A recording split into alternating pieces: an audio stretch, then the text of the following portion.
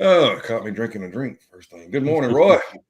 Good morning. Good morning. Let me share Uh, the stuff we got. yeah, what a lovely night to start out with, right? Ah, Tariffs coming up, weekends in a row. market drops.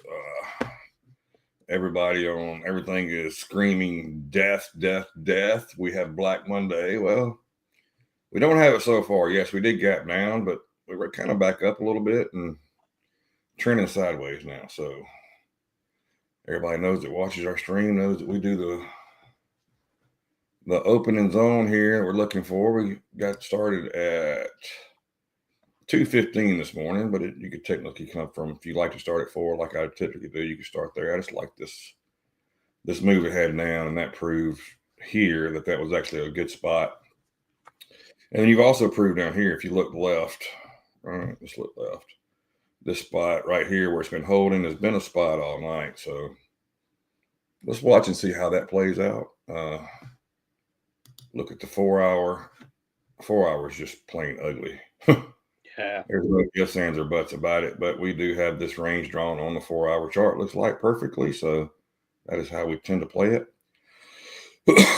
Now we will see what happens at open, but And that it is what it that is. We're blue gonna line. go ahead. What's Oh, you that? went back. What's that blue line that it's resting on?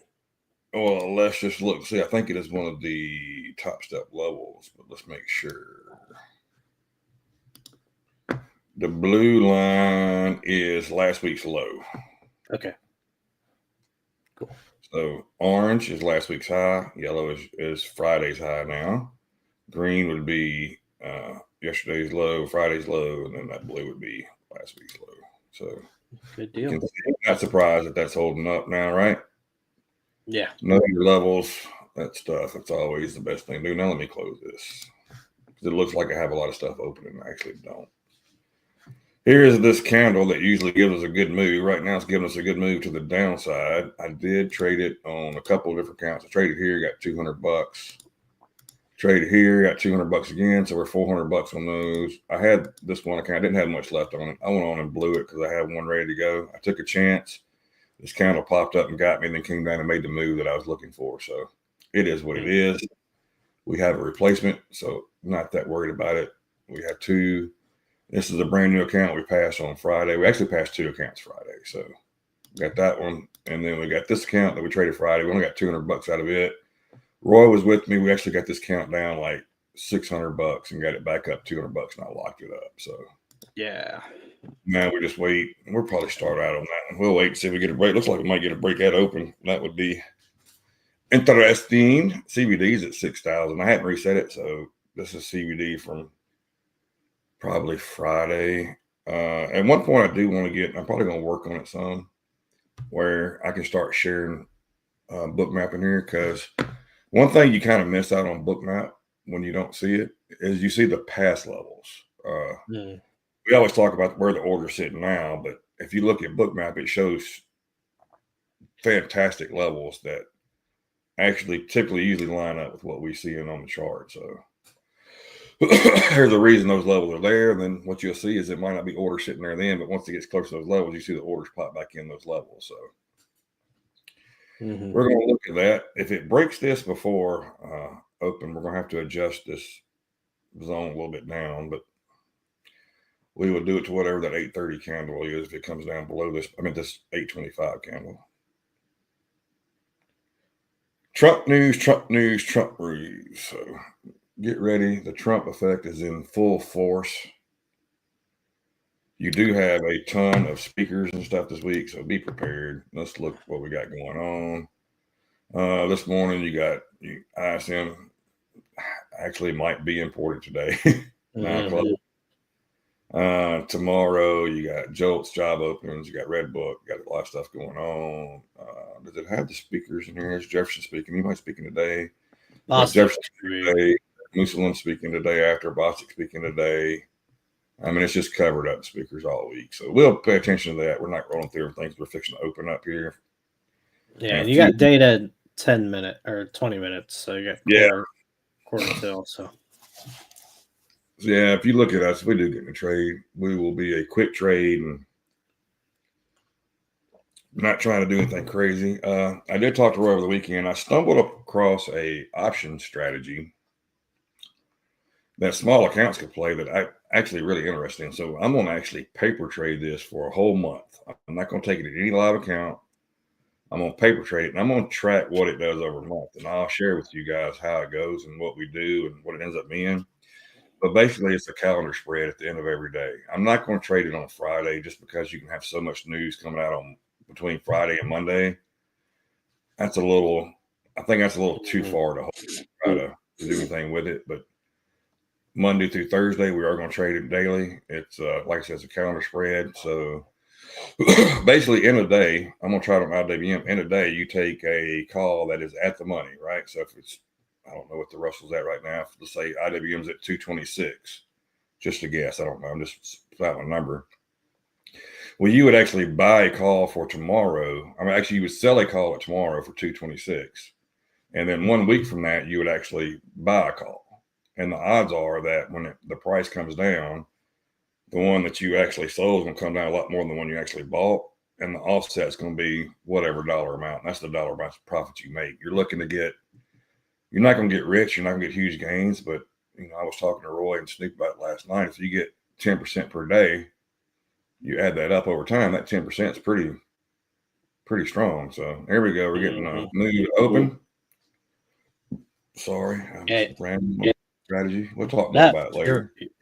Your 5-minute candle at the very end of the last minute just ripped higher and then got faded right at the open. It was pretty impressive. Yep.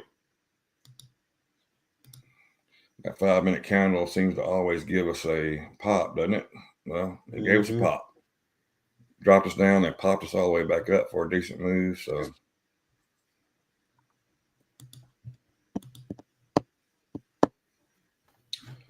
seems like there's an issue with my oh no, the flow has sprung a leak. That's not good. I was wait a minute.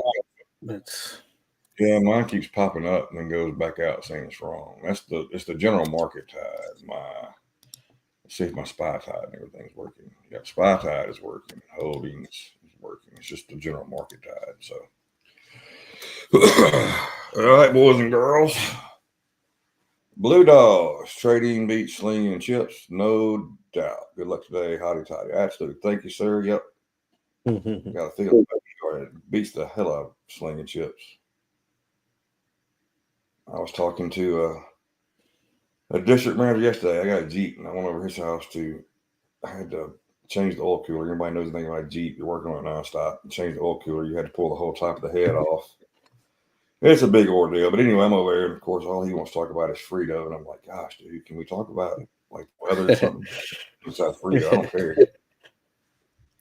But it shows why, if you look, why PepsiCo stock's been down for the last so often. You see why their leadership, I think, is not the best it's been in the past. Well, one thing we know for sure, that'll get corrected if it keeps up. Yeah, for sure. Again, it looks like it's going straight to that 200, which is the top of our zone, which could be a very nice spot. Yeah, we're going to wait until that plays. If it does reject up there, we can look for a short. This move up, you definitely got to be careful. Yeah. So you want to see if it does get all the way up there. You'll want to see some kind of signs of weakness before you just hop in. I think that's one thing that's kind of cost us, Roy. We've kind of set these orders blindly, or not blindly, but we've set these orders automatic instead of waiting to see a reaction at those levels. So, yep. And you might feel like you're chasing some because let's say that it does get up here and it rejects, right? Well, you're looking like, I could have got in at 58, 59, 88, 25. But instead, you're getting in at, like, let's say 59, 97, 59, 96. Well, you're seeing the weakness off that level. I would much rather play it safe and see that weakness first before I just hop in blindly on it.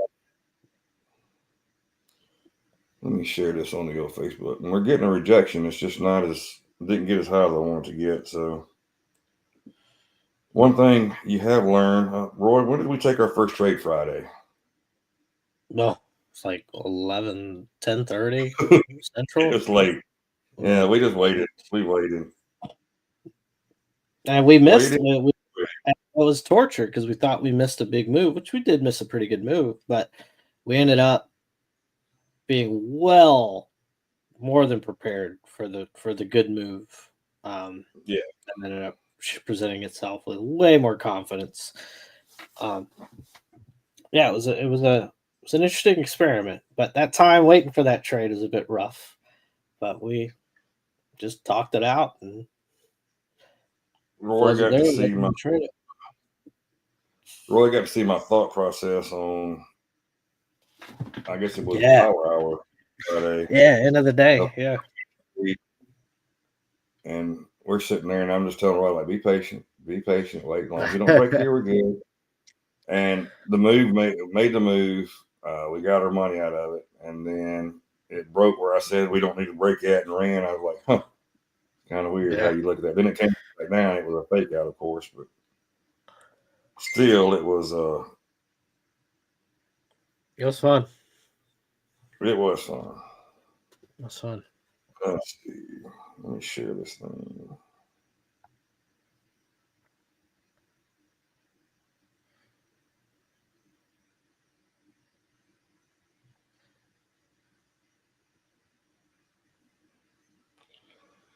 Share it on the Book of Faces. I'm gonna kind of run through Mag 7 real quick and see what's trending in the market. Everything's gonna be red, so we're just gonna start with that. But we're gonna look at how positives are looking. So Apple had a wick up right here at the open. Looks like it had a wick down, and it's starting to build some momentum to the upside. It's over 230.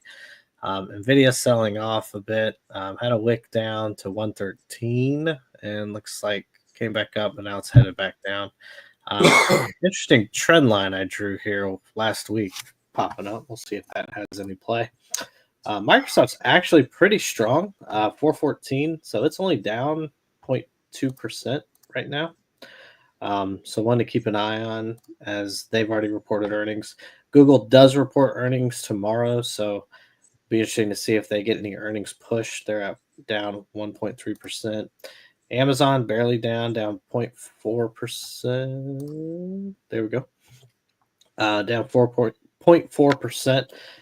Meta's barely down 0.1%. I don't know, my trading view's lagging. Let's see. They having a problem? Pay your bill, bro. Trying to wait for these zones. Tesla down 4%. They're getting hit. Coin down 5.5%. But Bitcoin following that metric broke under 100,000, is now battling 95,000. Actually came off the bottom here at about 92,000 last night. Solana's back under 200, but it dropped all the way down to like 175 yesterday. So it's popped almost $25. What's important though is the VIX here. So as VIX got a huge gap up, kind of trended, grinded all the way overnight, and now kind of grinding down here. Be interesting. Get a gap down here at the open. So see how the VIX shows up. TNX is getting walloped at 4.5%, all because the dollar is ripping due to the tariff news coming out of the administration. So we had a nice move on Friday to 108.50, and then a huge gap up to get 109.88, and is now kind of trending down, but some wicks are coming up. All eyes are going to be on that Canada meeting. They had a call this morning. They'll have a follow-up call at 3, according to Trump. That just was announced right before the open. So just kind of keeping an eye on all these external fundamental events, which can negate your technical setups. So just be careful with that. That's all I've got for now. And we're just kind of grinding away in this zone. Yep. Typically, what we do is we're being patient, waiting, trying to get my stupid this thing. If it had to reset everything, Schwab took over Thinkorswim, and I'm gonna tell you, I hate it. I can't stand it. Roy knows my feelings. I complained last night about it. It drives me absolutely crazy. I don't get why we have to change. Thinkorswim was a fabulous platform. Yeah. Oh, and of course, yep, everything that I had there is not right now. So I got to redo everything. Oh no! It didn't save anything. Getting a wick. I can't stand it. You're getting a wick here off of the drop. So you had a drop, but it wicked up on this candle. So it looks like it wants to kind of at least nudge that 200, which is 59.8850. Which there it goes. It taps it. Yep. Oh, We'll see how it reacts. Well, Roy, everything is back. And it's completely different than I had it set. That's just so annoying. Now I got a Thinkorswim screen stuck up here on the top that I can't do anything with. Oh no! I hate them. I can't stand them. The only thing that I hate worse than Thinkorswim is another prop firm. No, you did not get the close above the zone, but you did get the close above the 200, and it immediately is getting faded. Yeah, this is one of those you probably could have took it down. I'm gonna be honest with you. Oh, this thing is driving me absolutely nuts. It's stuck up here, and I can't see Roy. I can't do anything now.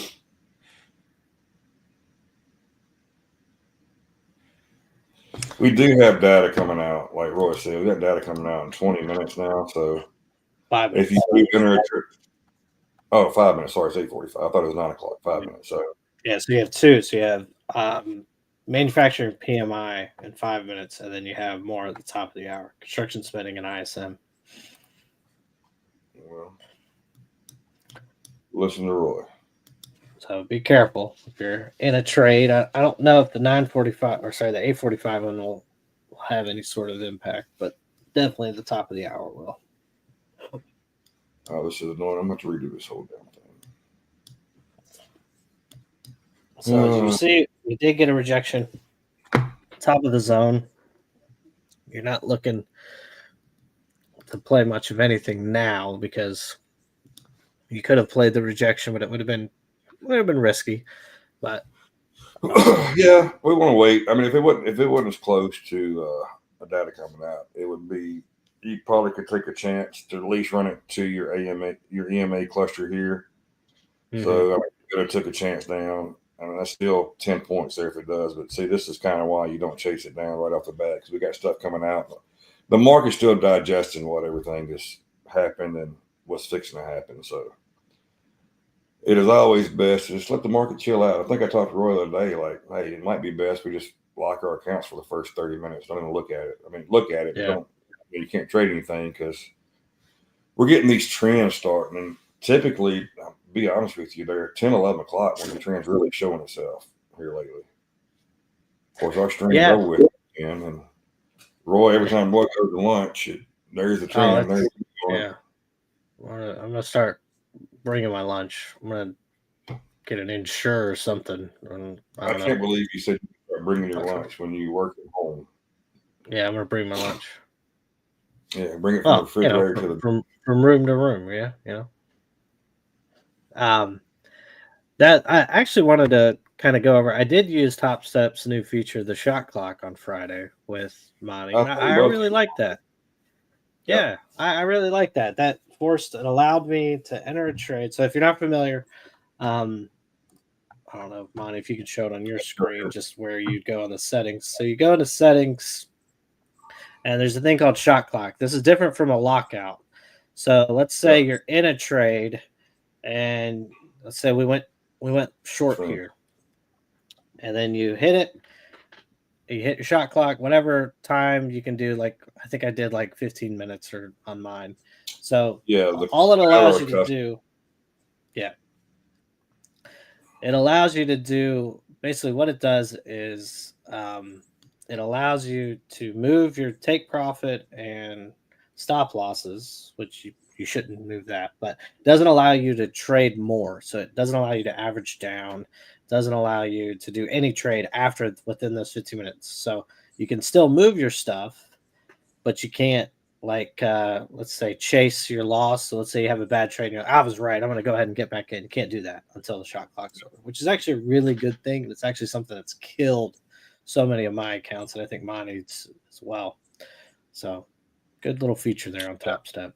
The good thing about it, like you said, you can adjust your stop loss and your take profit. So let's say that Roy said you're not want to do that, but let's say you're in a trade that's moving in your favor and you want to trail it manually, right? Well, you can trail it manually like this. You keep moving your stop up with it. So that's a great thing about it. You can cancel all. You can get out of any trade automatically whenever you want to. Like you said, you just can't re-enter a trade until that shot clock is off, which is fantastic. A lot of times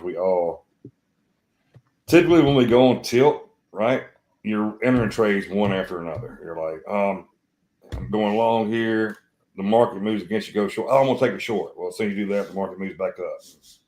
You're back and forth. You're losing money in chop, and you're losing money in trades that you normally wouldn't take, but your mental part of it's gotten away from you a little bit. S&P PMI manufacturing 51.2, forecast is 50.1, previous is 50.1. Okay. One thing I didn't mention, I meant to mention it, and Roy got to talking about stuff, so I didn't want to talk over him, but MO imbalance this morning was very interesting. Came out negative 975 million on the S&P. That's a big number. We're never close to a billion, and we were 25 million away from a billion. We were right there on it. You had the NASDAQ open plus 6 million. Very interesting, that move. The Dow, we've been watching it a lot. It opened up negative 197 million. And then the Mag 7 opened up negative 9 million. That's your Apples, Nvidias, Microsoft, Googles, all those fantastic names that we follow on a daily basis. Just looking over, Roy, kind of what you was talking about yesterday, you were talking about you had some, I think, long Nvidia calls you were in. Yeah. And you like the grace you had was that VIX pop. Well, VIX is popped pretty good. It's up to 1920 right now, almost 17% up. So anybody that doesn't trade options, the VIX is your volatility index, and it kind of controls a lot of your Greeks that control your pricing. So if volatility goes up, your option can go up while it's moving against you. So that's not always a horrible thing. But I'm saying with the move that Nvidia got overnight, I don't know if that was enough to offset the loss there. But no, unfortunately not. But it's part of the game. Play the game. Play options. Here's the deal. We panic. The market panics. People panic. All I saw on Twitter I tend to avoid Twitter a lot just because of all the stupid stuff that goes with it. I was interested to see what all the furus were talking about because I don't trust any of them. I don't think any of them know what they're talking about. There's a couple that I trust. The couple I trust didn't say a word. Imagine that. There's a reason they didn't say a word, because they don't have to guess at things and hope they're right, and they can come back later and show everybody, see, I was right on this. Well, you had 1,800 other posts that you were wrong on that you reshared, but that's a different story. But of course, everybody was talking about this is the Black Swan event we've been waiting for. Black Monday is coming. The market is going to tank. We're dropping low. We're looking at record days, blah, blah, blah. And of course, Roy was talking before. I remember him. He said something. He's like, hey, you want to trade in line? I think it'd be really volatile. I was like, yeah, I think it could just be another regular day.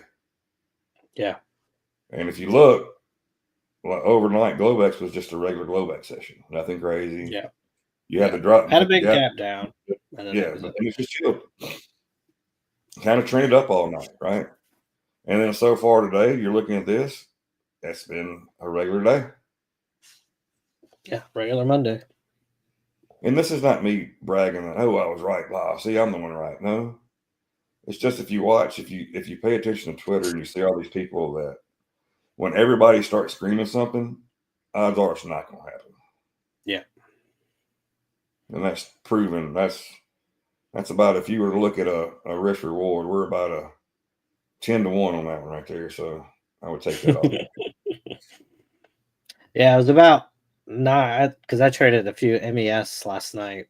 It was about like 9:30. I think I messaged mine. I was like, "This thing's done nothing. I'm gonna just close it for my money and just go to bed. I'm over it." We still have this old account that it says ineligible. This is like one of my first accounts I've ever had. I think this is actually the account they took me live on, to be honest with you. This could be why it's still there. But I trade it now. I use this as a practice account because this is the only one that's my practice accounts. Practice accounts are linked to a combine. So whenever you pass that combine and they close that combine out, your practice account goes away. I figured that out, by the way. Gotcha.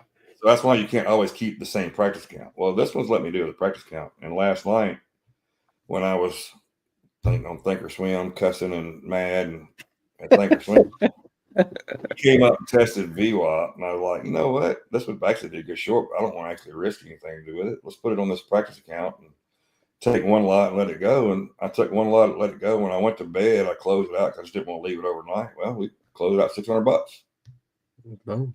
So that thesis worked when I was looking at, but I'm trying not to trade the Globex sessions at all, just because it doesn't line up with being patient doing it. And another thing, Globex, you could sit there. I mean, you look at this. We could have been in that trade forever and never took a profit or a stop loss. And I don't like to sit up. I need sleep, so I'm not sitting up all night. And I can't go to sleep if I'm in a wreck trade with real money on the line. So I've tried that before. I can walk off and do things. I can always glance at it when I want to glance at it and look at it.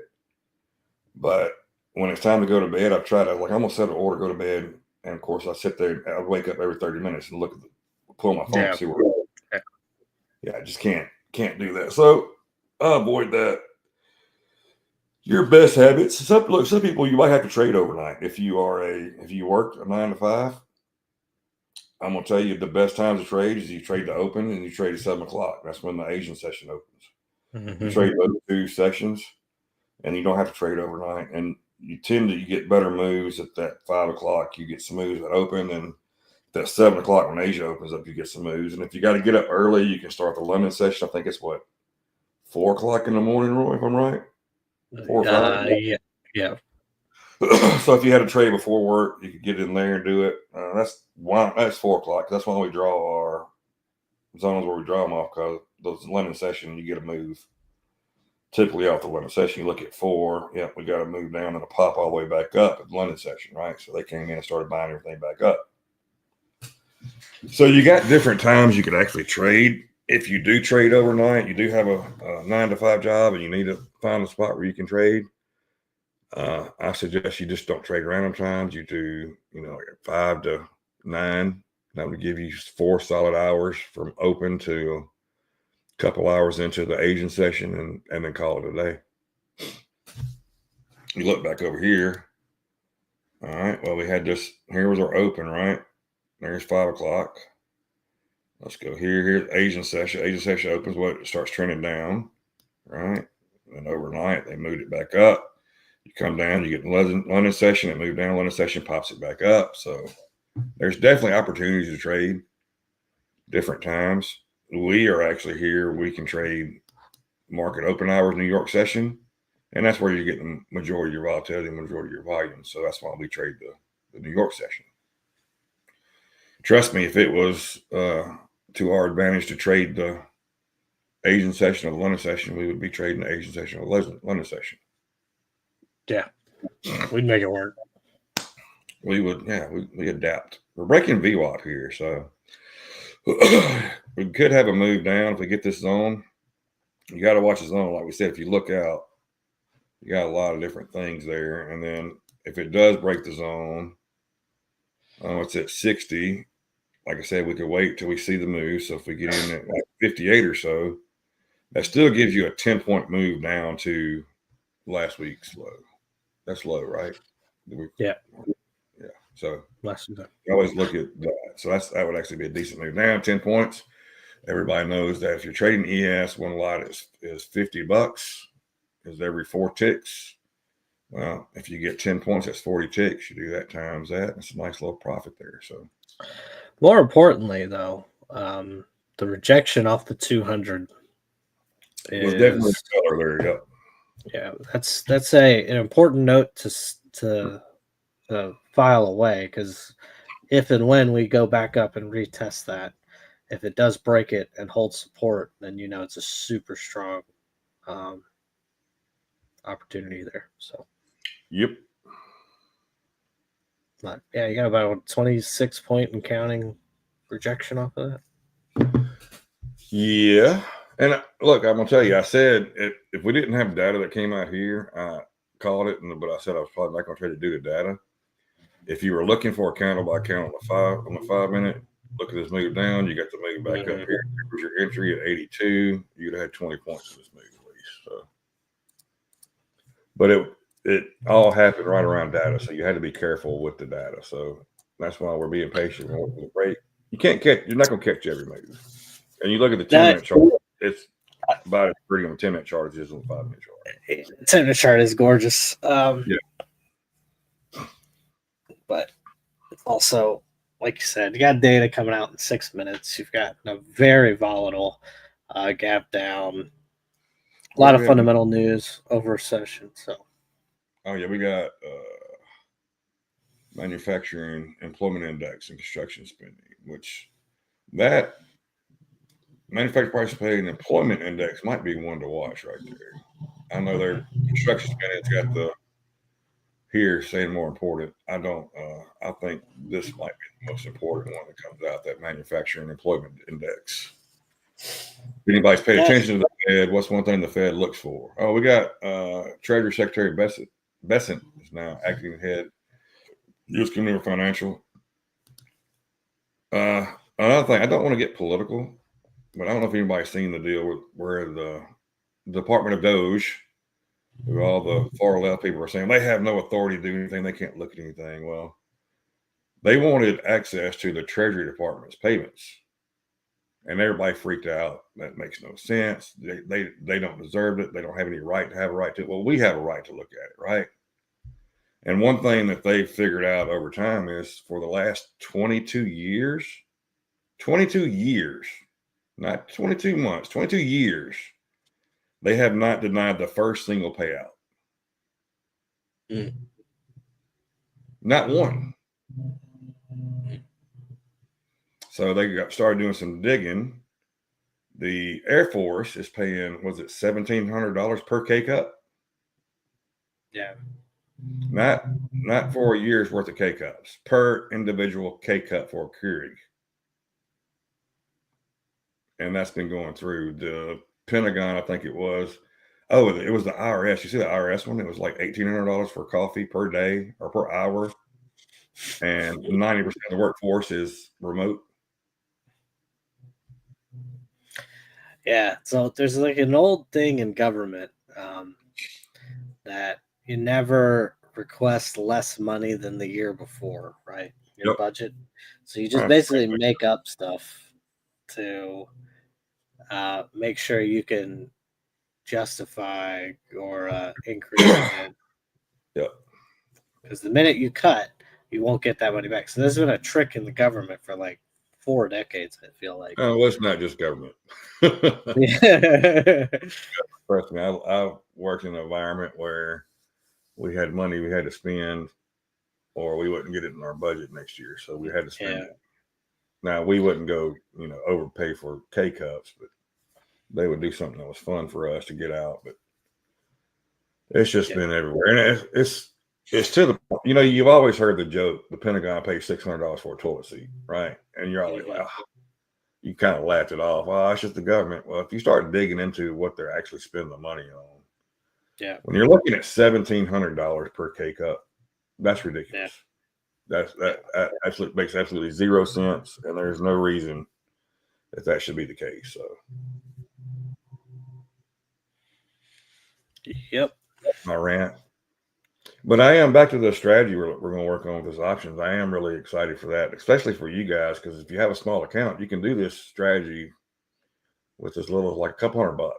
You don't have to have a huge account to do it. And if you can do 10% a day, you're like, well, I mean, that's nothing, 10% on $20. On $200, I'm making $20. Yeah. Well, you add that up over time in a week, that's $100. Well, that $200 account went to a $300 account. Now, the next week you do it and that moves up more. So,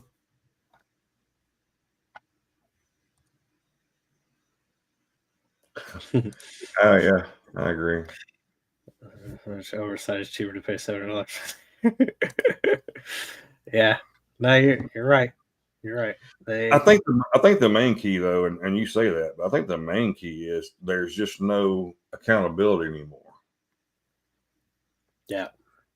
Nobody. It's like whatever you submit is getting approved no matter what, and then it's going straight through. When there should be somebody that sits there like, hey, we might need to look at something different. Let's see what. So open up an account with Public. This is my biggest thing. If they don't let me do this, well, never mind. I thought they were going to deny me. They didn't. They weren't going to allow me. They were only giving me level 2 options. Which, if you look at level 2, that's no spreads, or you can't trade any spreads or anything. It's basically just straight up options, which makes absolutely no sense when spreads are a safer play than a straight up regular option by itself. I don't understand that point. It seems like that would be Oh. Construction spending was 0.5, forecast 0.2. So construction spending actually went up. Manufacturing price index went up 54.9, 54.2 was forecast, 52 was the last one. Employment actually went up. Here's your big one, I think. It went to 50.3, where it was forecast at 47.8. Previous is 45.3. I'm not sure if any of that's bullish or bearish, though. your employment index actual, I don't know. I'll have to look. Let me dig this. All right. So your manufacturing PMI increased. So does that mean your prices increased, right? Right. So your price increased there. Your employment went up 50 to 47. So which makes sense with the cost going up because you had to pay more to make more, right? Right. And so if your employment goes up, that means the Fed's kind of like, yeah, we're good. We're good on that particular front. Not saying overall. And then new orders went up. So the economy is strong. So there is, I guess, if you're looking at it from a Fed's point of view, you're not in a hurry to cut with these numbers. Right. That's because even though you get your prices increased, your employment increased, and your new orders increased, which makes sense why your prices increased. Yep. Okay. Look at that. Construction spending and you're gonna walk it through. The construction spending went up, so obviously that's a strong sign as well. So yeah, I think this is a reaction that, oh man, we're not gonna get a cut. Oh, I got to do my net worth, my liquid net worth, and my total annual income. Okay. And then they will update me to level 4 option trading, which will give me everything pretty much. Boom. So you're at the bottom of the zone. Data's passed. You're holding so far. And on the 10-minute chart, you're ugly. 5-minute chart, this is giving you a candle by candle opportunity. So you could get this beautiful close. Sorry to cut you off. Beautiful close is 5-minute on the zone with a candle by candle opportunity of a retest and a fail at the bottom of the zone. The only thing I was going to say to that is we know that the 5-minute candle by candle is not as accurate as the 10-minute candle by candle, but it is still a valid thesis. So don't get me wrong. I'm not saying that we have to discredit that, because if you look up there, that 5-minute candle by candle played out perfect, but you also had a 10-minute that played out with at the same time frame. Right, so, potatoes, right? But the 10-minute chart looks pretty nasty. Once you broke below our zone there, that was that low. Now we need to hold that. And if you look at the 10-minute chart, well, I'll be damned. Where my level is, I was looking at on the 10-minute chart. Line's pretty much dead up on that. So So this Okay. is the bottom. This is the bottom Bollinger Band. You do have VWAP. You can see it slightly curling down here on 50, this move. 50's curling down too. Yeah, and so you've You know, got the 50's made a little move up. And it's curling back down. So everything's pointing to the short side, but you still, like I said, you got to be careful with it. You had put previews just drop. I mean, crazy on SPY Tide. I don't understand that big drop there. So that's something to keep an eye on. CBD is negative 3,000. It got up to, probably 7,000 positive this morning. So a big move in CBD. And anybody that doesn't know what CBD is cumulative volume delta. It's pretty much, it shows you the strength of the move. So if you're moving down, and the more negative it goes, means the stronger the move down. If you're moving up, the more positive it goes, the stronger the move. We've seen it up to, what was it? What's the highest we've seen CBD? 30,000? 30,000. Yeah, 30, 35. Yeah, I man. think. When you're at 30, it's just ripping. Like, it's not giving entries. It's chase mode. Just sit back and watch. Yeah. Yeah. So the last, I'm going to switch over to the 5 minutes so we can see the close of the candle on the zone. So we got 10 seconds left on the candle, and getting a little bit of a wick here. 3. Oh my gosh, this thing's gonna close right on it. Goes right, literally on it, right to the tick. So, yeah. So I would love a retest of that 8 up there now. See, the 8 broke the view up now. Yeah. You can't see it as much on yours as you can on mine. Yeah. Let me go to yours. Good. You got the 8 and VWAP on top of each other. So that test there, if we get there and we reject, I will take a short.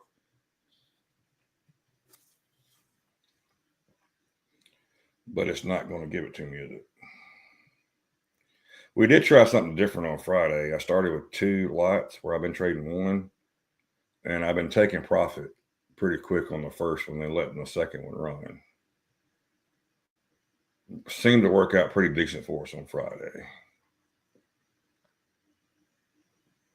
Yeah, you got to be a little careful up there if it gets up there, because that does supersede the previous candle. If it, so you're waiting to see if it rejects up there, and then you'll just enter. Yeah. Hey, I'm not just setting to put an order there. Not just setting to put an order. I got you. Yep. This move back down is pretty strong. I don't have enough other data to go with it to give me a good entry here, to be honest with you, to chase it, to take it on this break. Because if you look at your tide, your SPY Tide, yeah, volume is negative, but your put premium is just dying off. Mm-hmm. You wonder why that's happening. CBD's at 2,300. It's kind of moving just sideways right now. So it's kind of telling you, hey, we got to the spot. We're just going to chill here for a minute. Now that CBD could change super quick. You can see the orders, the sell orders start to pop in. I think your VIX is popping. It's now filled that gap from the open. It's at 1968. So I think the VIX is helping you out, but TNX is dropping hard. So that can have an inverse relationship on the market where the market starts to move up based on TNX. But I would probably look for this 97, this break here for a short. And if it gets that, I might take it and try to scalp it real quick for a few $100. But I mean, it's not. Look, are we going to get a move eventually? Yes, we're going to get a move. There's no doubts. There's no ifs, ands, or buts about it. This thing's going to move at some point. The question is, are we ready for it and are we prepared when it happens? Your call premiums have drove down below put premiums by a lot. And the call premiums are still dropping fast. Roy, look at SPY Tide and tell me what you're seeing there, why it's doing what it's doing. I don't understand this move with the market. So you have puts falling, calls kind of flattening out. Price is now moving up. So to me, is that closing puts? It could be. It could be. It's Don't shorten the hole a little bit. Of course, price is popping some here, so at some point you got to feel that we get a major short covering at some point down being this low down. Yeah. This last minute on this 10-minute is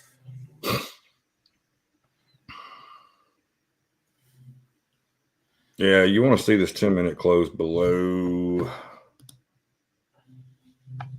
61.50. If it closes above 61.50, I would take that as more of a. It's going to give us an indecision candle. It looks like, but it would be more of a bullish candle. as you can see, these zone ranges are holding. Yep. That's why we're talking about if we're going to take a short. I'm probably going to need to see. Let's do it as a. Probably need to see that break first. Here's your big move up to the VWAP and the 8.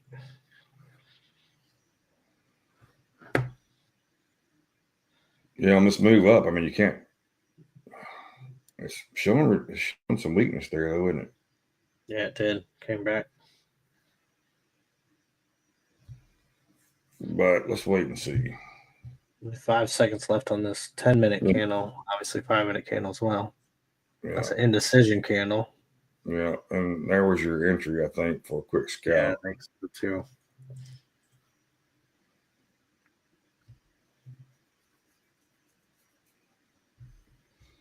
Now on that one, that would definitely. I don't think that would be a holder. You let it run forever, but we're getting a decent move off of it here. But you did get a candle by candle on the 5-minute upside. That's why I'm saying we can't always depend on the 5-minute if you're looking at a candle by candle. And everybody that doesn't know what a candle by candle is, so a candle by candle is when you have an engulfing on the next candle. So you see here, we had this big green candle. And actually, you can see it worked out here too. You had this big bullish engulfing. It came back, retested, and popped. This one, you had a bearish engulfing, came up, retested about midway, and then dropped. So right now, if this breaks this level, then this candle by candle is wrong. And that's why I'm telling you the 10-minute actually plays out better than the 5-minute. You can trade the 5-minute, but you got to be a lot more careful in the 5-minute. So here's your 10-minute. You can see we're getting this break here at this level, Roy, the zone, and this one I wanted to see. I'm probably being a little extra cautious this morning, but we've rushed trade so much. We're trying to make sure we don't do that. Well, what we're hoping for is you'd get that test on the 8 and the VWAP and a rejection. You did get that. Now it's on its way down. It broke. It's now testing the zone and testing the low of day or low of session. Yeah. Low of open market session, I should say. Yeah, your low of day is 35. Yeah. So yeah, your low is way down. Yeah. You got room here. It's not like we're, oh no, we missed the move. We can't do it. Yeah, that's why we're waiting, because we do have room. If it does do what we want to do, we've got room to go there. I'm still pissed at thinkers. Build this whole big thing. You look at this 10-minute volume candle on the previous candle as well. I mean, that could have gotten a lot of people. Because you had an indecision candle, which potentially be reversal, increased volume on it with a nice wick lower more than the higher. And then your best indicator is at the bottom of your chart right there with that volume. That's your best indicator you have. And that's also why we didn't rush in on this break. If you look, it went below that line we had drawn. We never even came close to breaking down from there. We kind of popped up off of it. So looking around Mag 7 as we kind of focus, you got Apple falling down pretty hard. NVIDIA kind of just trucking along. Microsoft falling. Google just kind of trucking. Amazon, a little weakness. Meta, a little weakness. Tesla, good golly, weakness. And Coin. At Jeffries has said that you could see a 2021 like rally in the stock market. I don't know if anybody was around 2021, but that was a hell of a rally. GME Was a hell of a rally. So you're back in the zone with a nice wick. Minute left on the candle. Well, who was that? Was that you that shared that yesterday that said, or somebody else, but Trump would have to basically sacrifice the stock market to save the bond market to end up saving the stock market eventually, but would have to sacrifice one at the moment to save the bond market, which the bond market, I'm going to tell you, if you're looking at dollars traded, the bond market's a hell of a lot bigger than what we're looking at here. And that's saying a lot. It's like crazy. Yeah, it's dumb. 20 times. It's huge. Well, you look, a lot of your foreign countries are in the bond market. Yeah. That's where our debt's bought and sold and all that good stuff. So interesting. We are getting this move back down here. So it did go up test the 8. I did not take it again. Now we got the real good move. I'm sitting here talking about bond markets when I'm missing a damn trade. If we get a close here, which we got 20 seconds on this count, and it is the way that's going to play out. We got 5 minutes left on the 10-minute, but you're definitely looking at a counter by counter to the short side on that one too. But we still have 5 minutes left on that one after this one closes. Yeah, I mean, if we can get this close, a retest to the bottom of the zone, and then a failure there, I think it's game on for me. Yeah. There's your low, and you look. So you got here. Well, let's just draw some lines. That would be a spot you would look. Of course, your low a day, and then right there, you look at these. This could be your price targets or your moves down. Just, I don't know if anybody's paid attention when we draw these things out. It's amazing how accurate they end up being. Yeah, at the end of the day, we're always like, what were we thinking? Yep. Which is why you're going to see a lot more patience right now, because we're tired of saying, what were we thinking?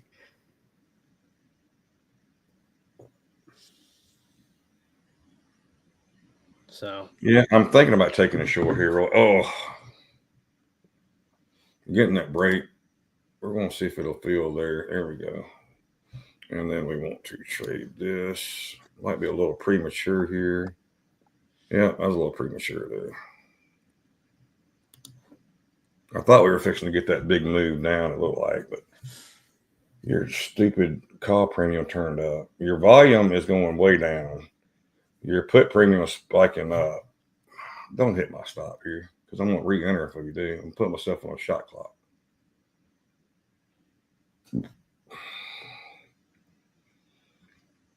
One thing you didn't notice is they dropped orders in right below there that popped this thing right back up. Me and Roy saw this Friday where they would drop orders right on the price, and that would move it. If they put it right above, it spiked it up. They put it right below, it dropped it down, and they kept doing it. And it was annoying. Those are spoof orders that they're popping in and out because they would pop them in and pull them right back out. Pop them in, pull them right back out. And it's just, technically that's supposed to be illegal, but yet you see it every day.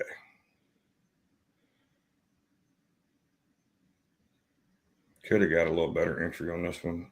Could have got in at that level up there, which would have been a lot better entry, and we'd be nice and green now, taking profit off one.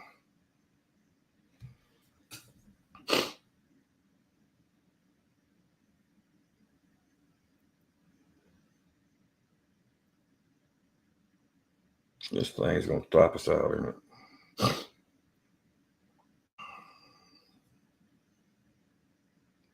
Call premiums are popping back up now. Put premiums are kind of moving sideways. CBD's negative 3,000 now. Volume on Tide is still running down. CBD just broke negative. It's negative 3,100 now. Looks like it was fixing to run negative 32.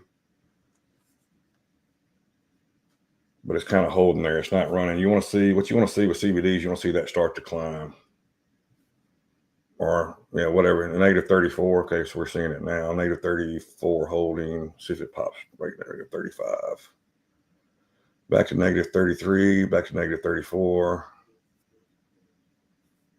I don't like this continuation here because I think the 10 minutes is going to play out as a counter by counter, which would give us a little pop here that would take us out, and there would be your entry. Potato. Do we take profit here and just wait for another day? What do we do? Do we let it sit and see if it comes down to these orders here? How much are you up? $100? $100. Oh. Not anymore. Did you do 2 or 1?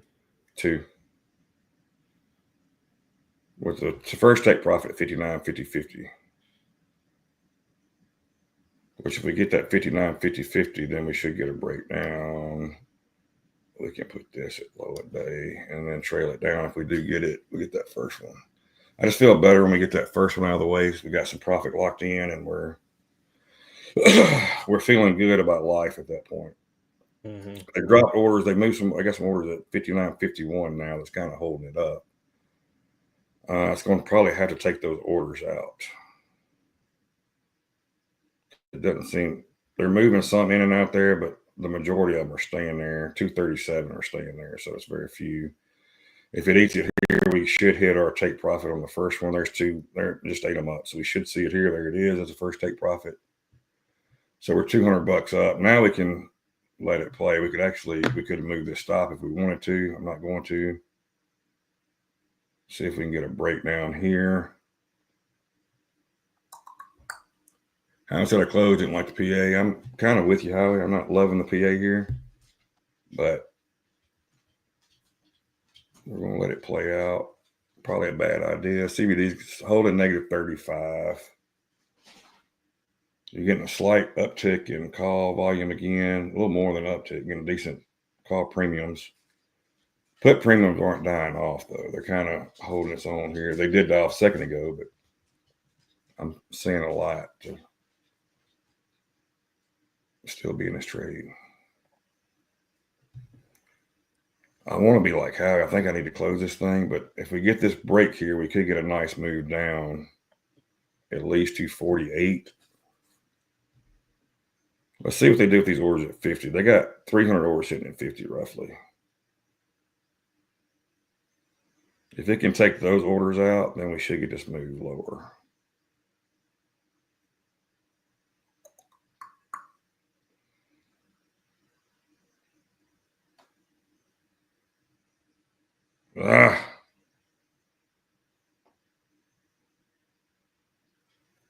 Yeah, I haven't been able to enter. I was hoping a little bit, push up higher on that candle by candle on the 10-minute.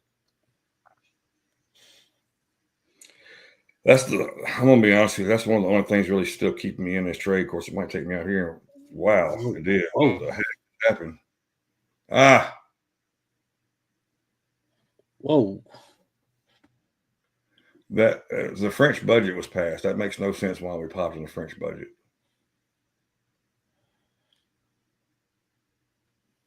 Well, we just went from a Howie, you were right.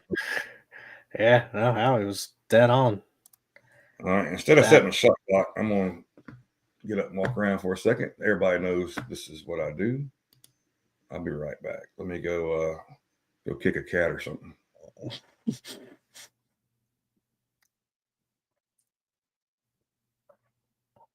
Yeah, that was the move. That hit my my fill and immediately hit my stop. So that was a crazy move. I don't know. You're getting a little bit of short cover in here or what, but that was basically looked like a bait. Bait it, and then rip it higher. So they are definitely doing that right now, ripping it higher. So you got support all the way up. Yeah, no, that was a shocker. It's almost like you almost could chase it along here, but it's going way too violent to do anything. But as we move up, big stick, obviously there's just a lot of time in this 10-minute candle, but I think you're getting a bit of a spoof of people now covering where they can. You've got NVIDIA moving higher. You've got Mag 7 moving higher. So there's NVIDIA with a nice strong candle up. You got Microsoft moving higher. Tesla, green stick. Meta, green stick. Amazon, green stick. I mean, that was just a universal buy all across the board. As we kind of see a little bit of a wick up here. Is that the extent of it? So you just got to be careful. You don't get too caught up in the moves. But yeah, I mean it's moving. That's for sure. So we're about to retest that 200. It's actually not on my chart right now. Oh, it's a 5 minute. It's a 10 minute. And it looks like it's going to push all the way up to high a day. It's now broken the 200, moving higher. So we're at high a day. So now is it going to just rip its way all the way up? Wow, look at this. This is what short covering is. Broke 6,000. We're back at 6,000, just like that. So if we're looking for anything, top of the zone is at 659.90. I don't know if we get all the way back down to that area, but your orb high, 59.89.25 you're looking at. But what a 5-minute candle there. I mean, that is rip your face off type move from 59.50. That was 50 points on that 5-minute candle. So, holy smokes. Thank goodness you got stops put in, because you didn't. You got annihilated. So yeah, it filled my short order and then immediately took it out because a stop was hit. So it's not often you see a 50-point move in a candle, but there we are, live on stream. Yeah, and again, you got to be careful just chasing up here. You've hit some key levels. You've hit 6,000. You've hit, a lot of aggressive buying, but you're also going to hit some shorts that did want to enter. Could enter up here at the 6,000, and it could come right back down. So what we want to see now is how it's going to react, if it does, to this top of this zone, which is about 10 points away. So if it does come all the way down, does it bounce right off the zone and go? Fish an order down there. Is that risky? Of course it is, but maybe worth a shot. What you got a fishing order at? 89.50, and it just hit it. It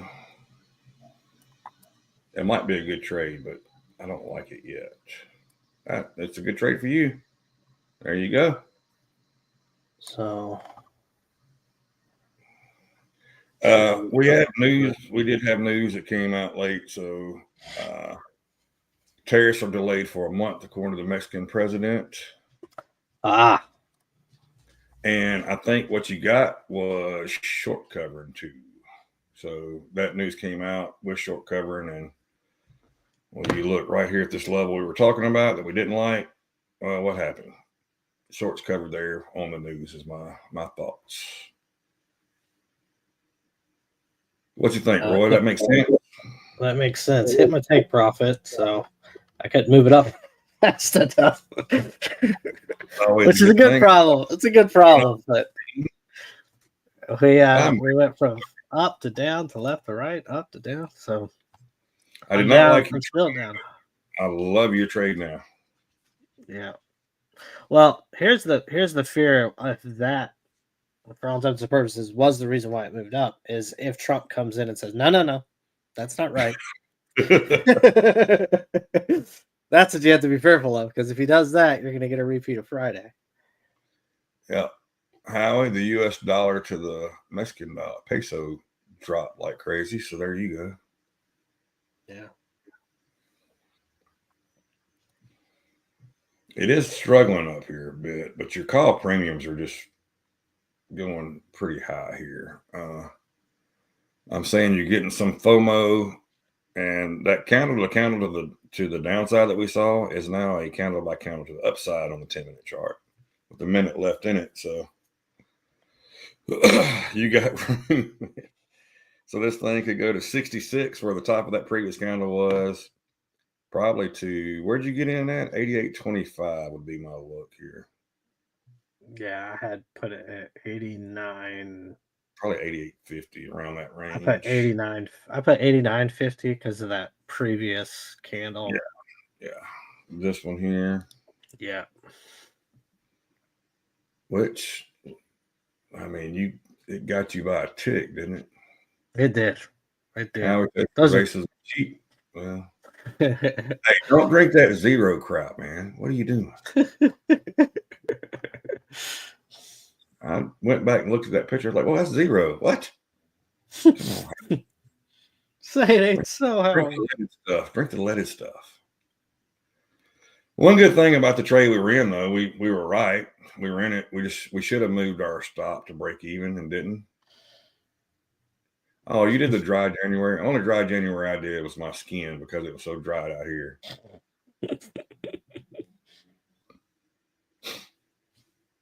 I can't see what I want to say about dry February. I'm gonna be honest with you, Roy. Looking at book mount, 6,000 might be the place.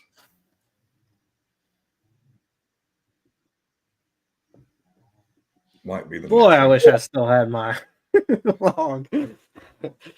Yeah, we're gonna see if it comes back down and test this next candle because it's a pretty candle by candle on the 10-minute now. I mean, it's as bullish as you can get. Yeah. Let's see what it comes down to. We're not just setting an order just to have an order in place. We're gonna wait. I got to start doing these stupid. I know, like people say, don't do market orders, but sometimes you just do a limit order. Like if you're waiting for a move down, then you put a limit order in. Well, that could be the bottom, and it pops right off that. If you did a market order, you got in it. It's good, bad, and different.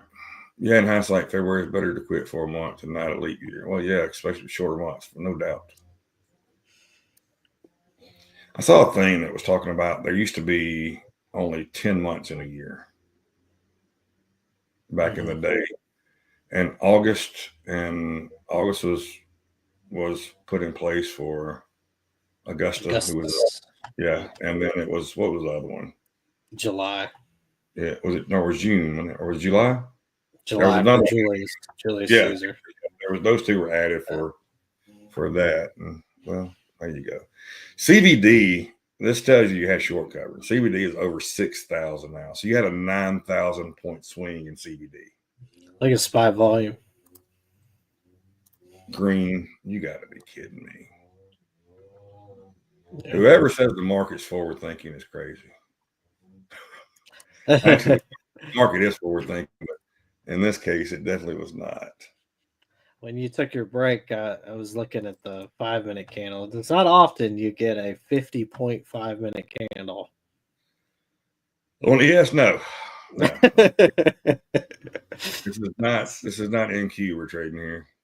So if you're gonna get caught in one, I mean, for context, guys, this is let's see, how can I make this more prevalent? SPY was 590 at the bottom of the candle and closed at 595.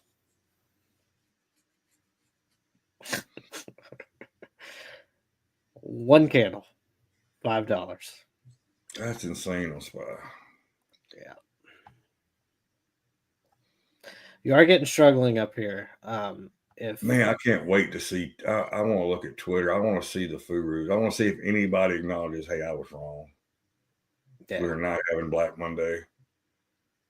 It's going to take more than, I'm going to tell you, it's going to take more than the tariff scare to do a Black Monday. You're going to have a tariff scare. Then with Russia saying, you know what, you put tariffs out, we're looking to launch nuclear weapons,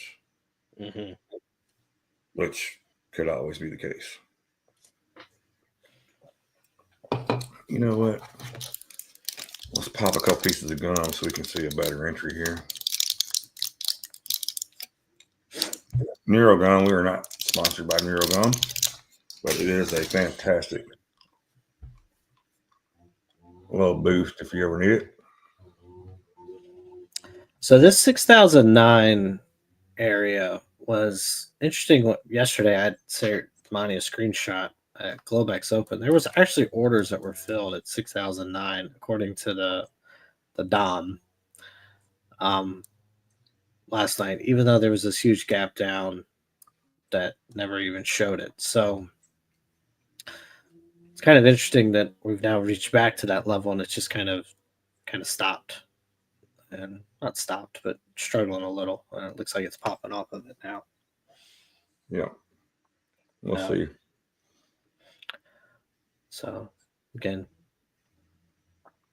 boy, that entry would have been great to hold right now. Yep.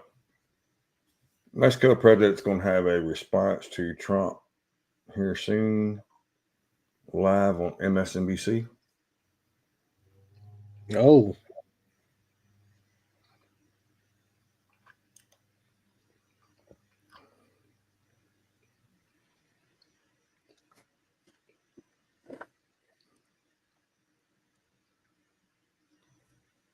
Now, I hate to say it, Roy. I hate to give you this much credit, but that was a hell of an entry, bro.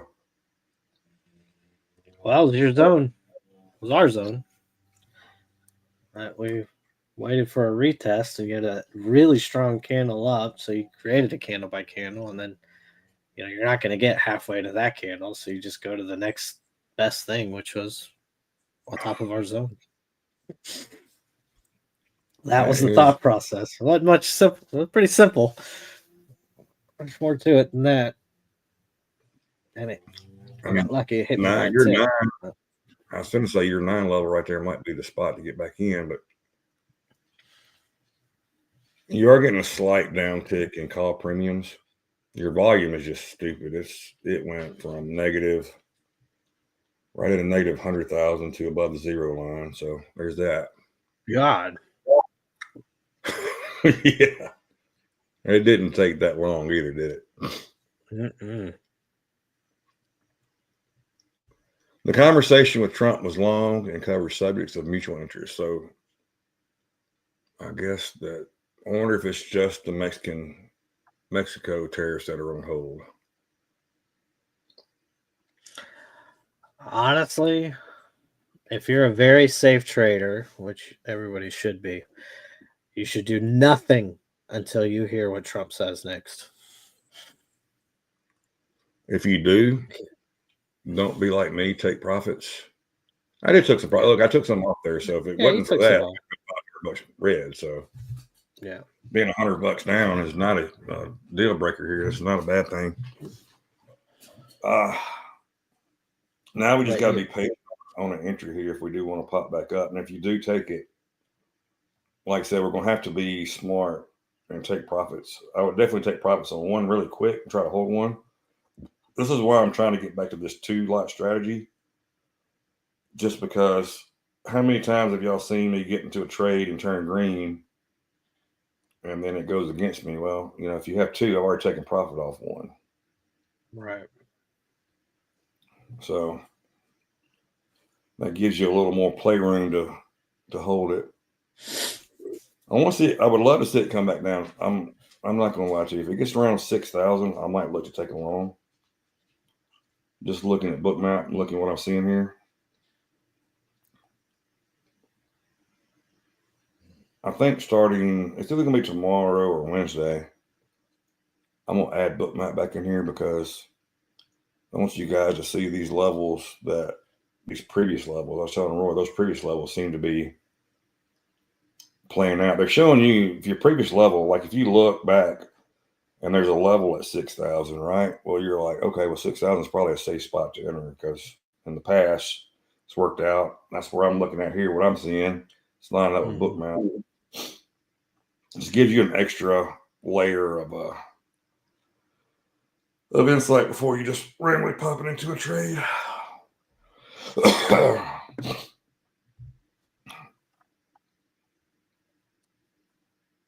And I'm looking forward to close today because I'm going to try this strategy out and we're going to see. I'm going to do some brackets on it. So if we get probably a 50% stop loss and the risk reward is going to be skewed on this because you're not going to get as much upside as you can get downside on it. If that makes any sense to you. So you can't do a straight up 2-to-1 risk reward on that because it's just not going to. It could be against you and run against you in a heartbeat.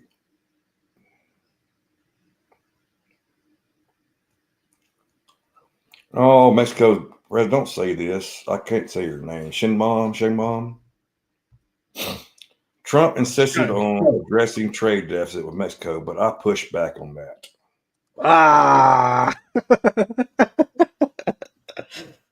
Ruh-roh. Go short. Go short. Because you know a statement's fixing to come out. Don't. You can't sit there and say that you just want something against Trump. That's just not going to work. We all know this.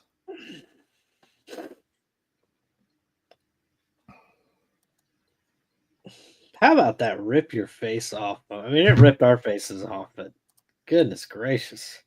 I can't get over that. Yeah, I should have got back in long here, but it didn't get quite down to where I wanted to get to, so I did not take the trade.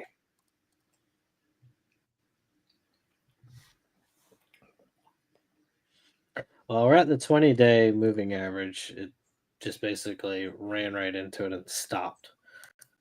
So that's what this yellow line is. Well, 20-day. And you get a little bit of an indecision can on this 5-minute off of it. You got an indecision on the 10-minute too. So you could get a move down to maybe this 95 area. I'm looking for 6. As long as they have those, they got 300 orders, so sitting at 6,000.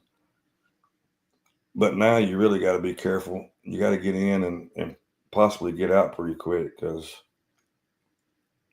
with Mexico's president saying some dumb crap about Trump, that's not a smart idea.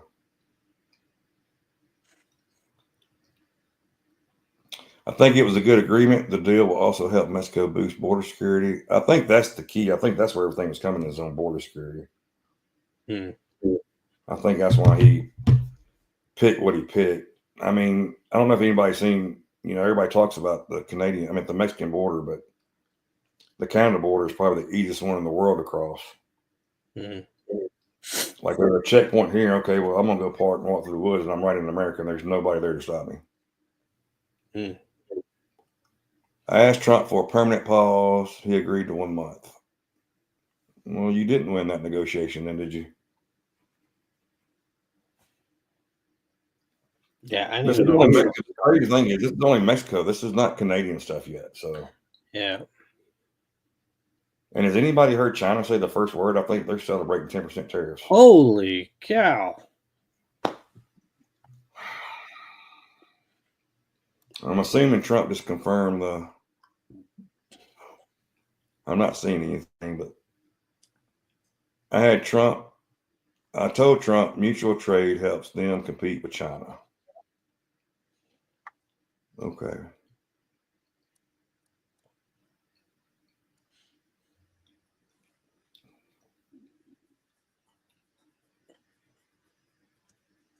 I guess I'm 40 points up on my long if I just held it. That's easier said than done. Damn straight. You know me, 3-tick Johnny.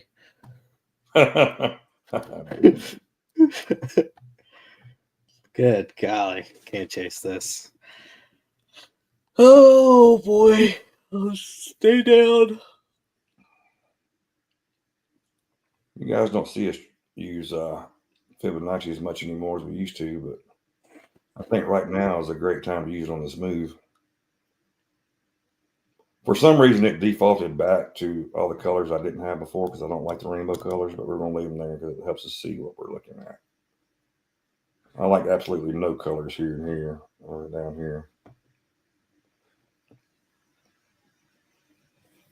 My gosh, but all orders consolidated within pretty much 40 points here.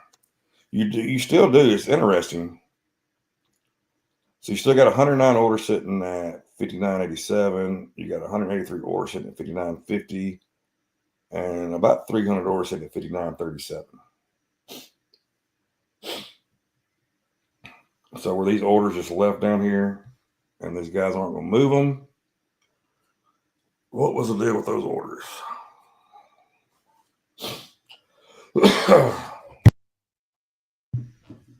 Oh my, we've got a little boost of warm weather here. Anybody knows me knows I'm happy because I'm wearing shorts and flip flops, and I love shorts and flip flops. So, but it is Trump. We will have negotiations heated by Rubio, Bessentler, as well as Mexican officials. Trump is speaking now, people. So, or he's putting statements out anyway. I don't know if he's speaking, but he did put a statement out. Trump confirms delay against Mexico. 10:42.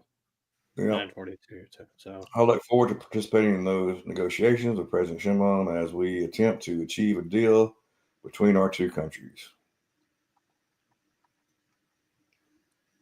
Howie, all you do is just make money and drink non-alcoholic beer, right?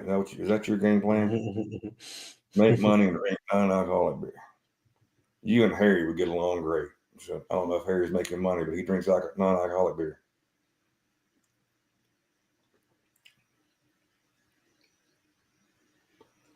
Good job. Good trade there, Howie. Good trade, sir. Excellent. Somebody got more balls than somebody else in this chat. Boy, that was a hell of a play. We just got to work on your holding skills. I tell you, I was all jittery. Well, this goes back to my rant the other day. Full disclosure, I'm up, but I had some loans from Friday I had to make up for. Got you. Okay. Trump, negotiations with Mexico will occur during the month pause. Trump gets a lift of healthcare stocks with comments on Medicare and Medicaid. Let's see what else he says. Nothing new. I'm surprised he let her announce that before he did, to be honest with you. Maybe he wanted her to announce it so he could come in and we are strong. Last word. Yep. If anybody, there's the book, The Art of the Deal, and if you want to see why our tariffs are there, why we're talking about tariffs, why we're doing what we're doing, read that book. It'll tell you everything what's going on. Believe it or not. Come on, see how at least a 1250 there. That would be awesome. Got anybody that says that Fibonacci's don't work, look at Bookmap with a 300 order sitting there at on top of 1250 right there. I mean, just sitting there. There's a reason they're there. So that's the area we're going to look for. If we can get a pullback to here, we'll take a long looking to get back up to here. But as you've seen all day, you're not going to see me just put an order in and let it sit there.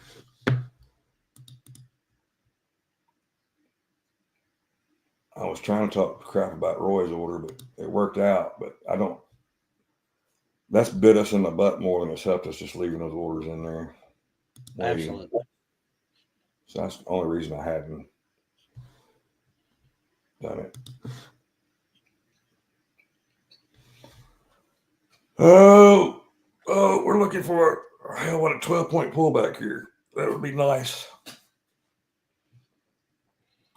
And another thing, anybody that's watched us with fields before also knows that if you do get a pullback to here and it bounces, that shows you this trend is strong. So you should get a breakout above high day if that is the case, if it does hold. All the way down to 382. 382 is another one that would show that the trend is still really strong, even though it looks like you're getting a bigger pullback than you actually are. You look at volume on Tide, it's going up. Call premiums are spiking up. So, what your put premiums are trending up a little, which is fine. I'm saying that you're getting some hedging up here now. That's why your put premiums go up. One thing thing I can say about myself and Roy, and this is not a brag, I think we've gotten really good at reading tide, reading book now. Yeah. And putting those two together and coming up with a game plan for it.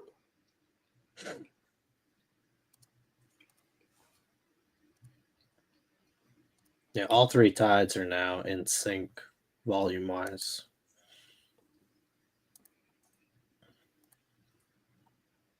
Are you talking about the 50-day on the daily or the?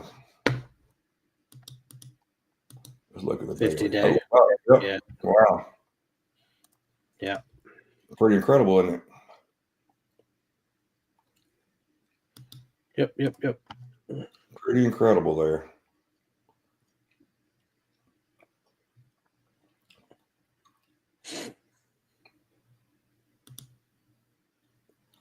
The 1 hour, you've actually got room to 59.50 before it hits the 50 on that one. 4 hour, you got 82, 83, 82.50. So in your longer time frames for your bigger moves, you actually have time to let them, and there's room to play out to get to that 50. We've noticed that. Good job, Alan. We've noticed that is it's pretty damn strong. This thing is not going to test that 1250 for me, is it?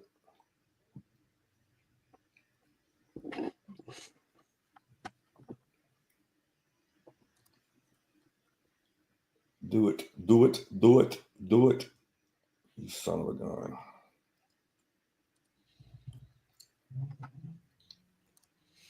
The reason you're not seeing me take orders up here is I'm trying to play a smarter game here. Sometimes, the old saying, you can't make money. Scared money doesn't make money. So, but that same sentence, that chasing and doing stuff can screw you up faster than anything. So fast. Well, and again, you just had a 50-point candle. So yeah. Yeah, you're getting, so here's what you're getting now. So you're gonna get a bull flag more than likely here. Yeah. If anybody's watched us the last all year, since January, probably the last few weeks of December, flags have been pretty good plays here.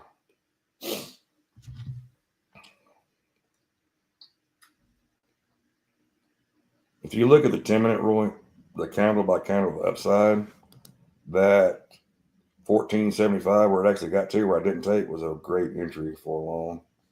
Mm-hmm. Hindsight and stuff, right? Yeah, this 20-day looks like it's holding up 1950, so we'll see if that stays. So you're in between the 20 and the 50. So 60, 25, 50, and 60, 19. So you may just ping pong between those for a candle.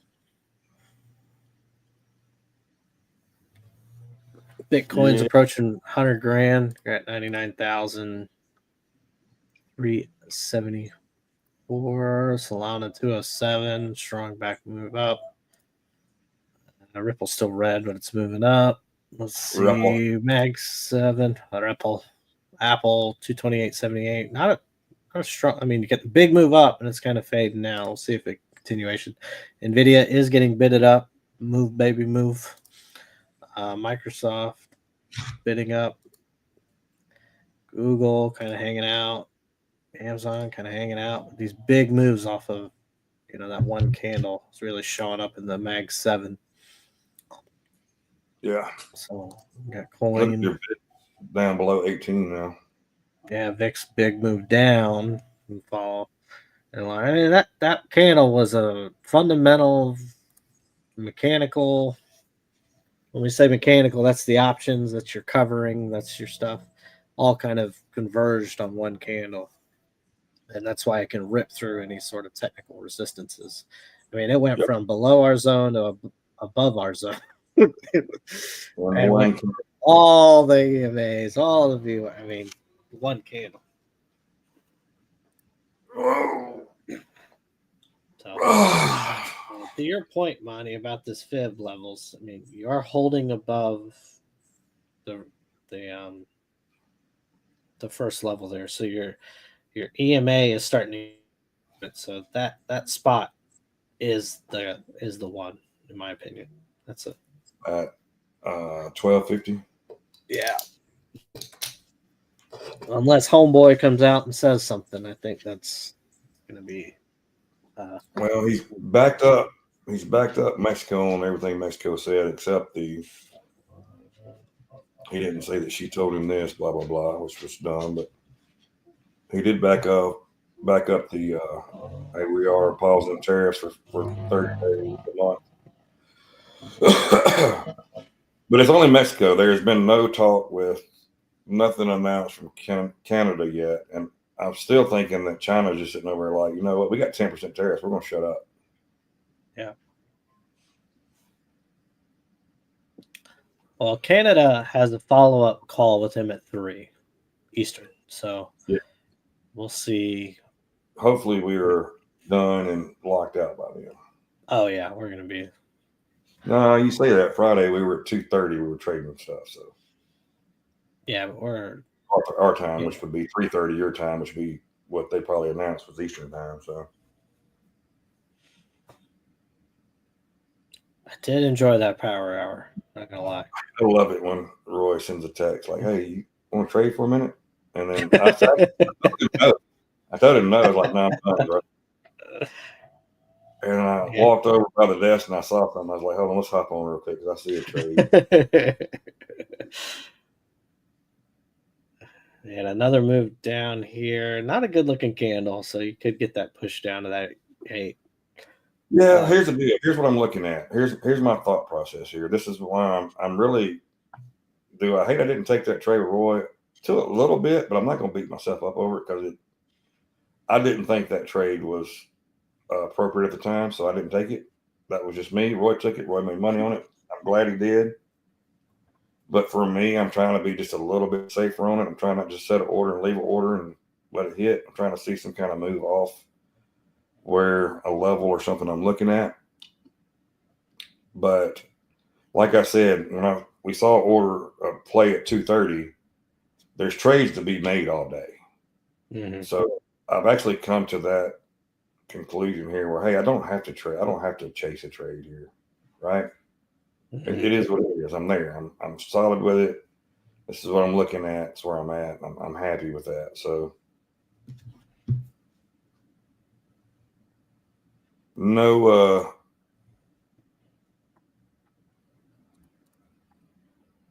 Yeah, Mexico plan B against terrorists. I'm sorry, we had news come out and I was looking. No, you're good. Go ahead. They're going to put the plan they had to go against the terrorists. They putting everything on hold, which of course they are because they're not done. Yeah, you're getting all around bullishness on the old market tide. So, as far as a gap fill, if anybody's looking for that type of thing, 60.65 was your gap, was your close on Friday. So, got about 35, 40 points from here. Which, if you look at Tide and you look at CBD, they're all possible. Yeah, so your SPY tide, your call premiums are about to hit the 0 line. Put premium in the toilet. Holdings, you're about to get a cross. We know what happens there.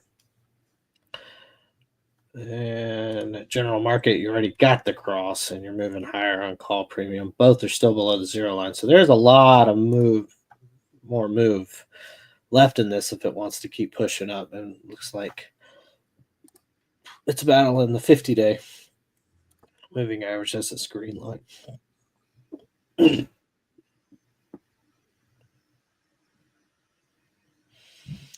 Your 8 is now what?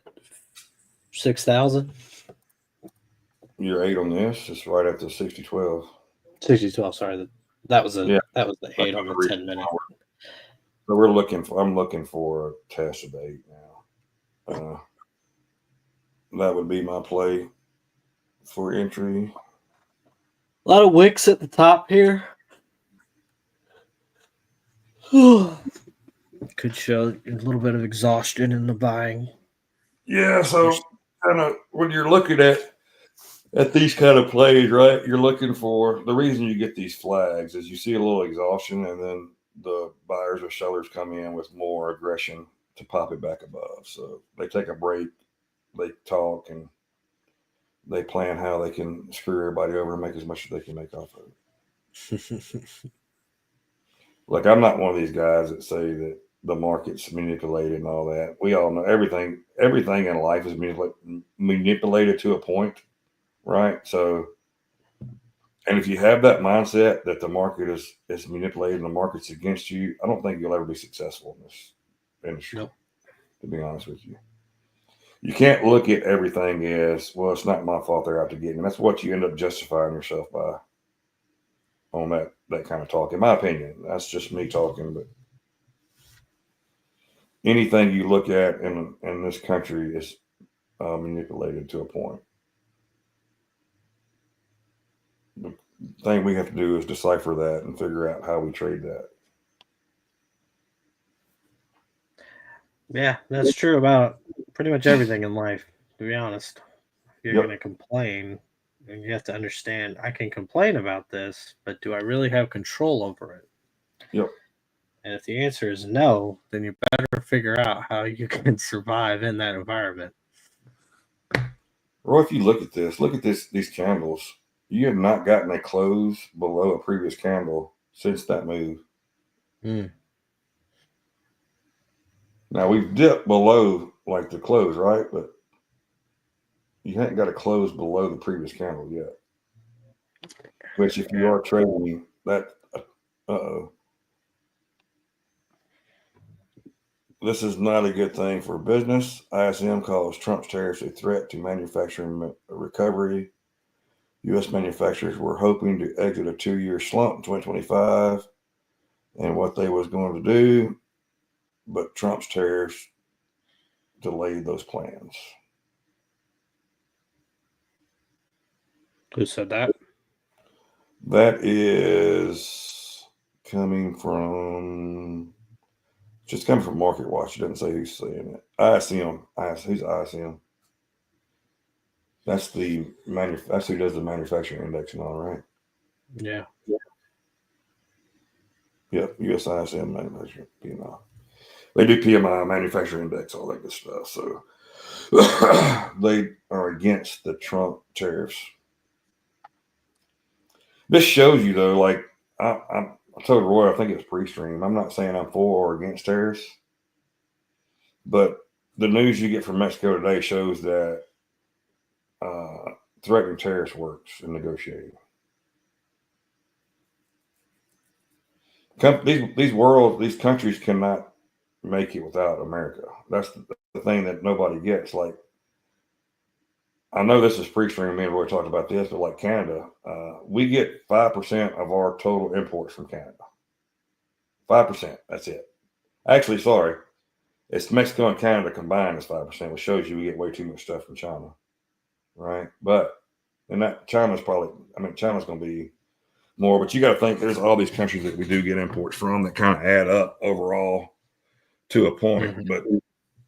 But you get to the point where you're looking at these tariffs, and we are tariffed by every other country that we deal with, but we don't tariff every country that comes into America. But every country that brings America into them tariffs our goods. And now everybody's freaking out. You've got the far left talking about how this is horrible for America, blah, blah, blah. You got the far right saying, well, this is the greatest thing since sliced bread. Well, the truth's going to be somewhere in the middle. I think that I'm not saying that putting tariffs on things are good, but I think the threat of tariffs is great for negotiating to make sure that we're getting our fair share from what we do and what we don't do. So my thoughts on it. Yeah, and for tariffs to have a huge economic impact, they have to be in place for quite an extended amount of time. Here's the move down here.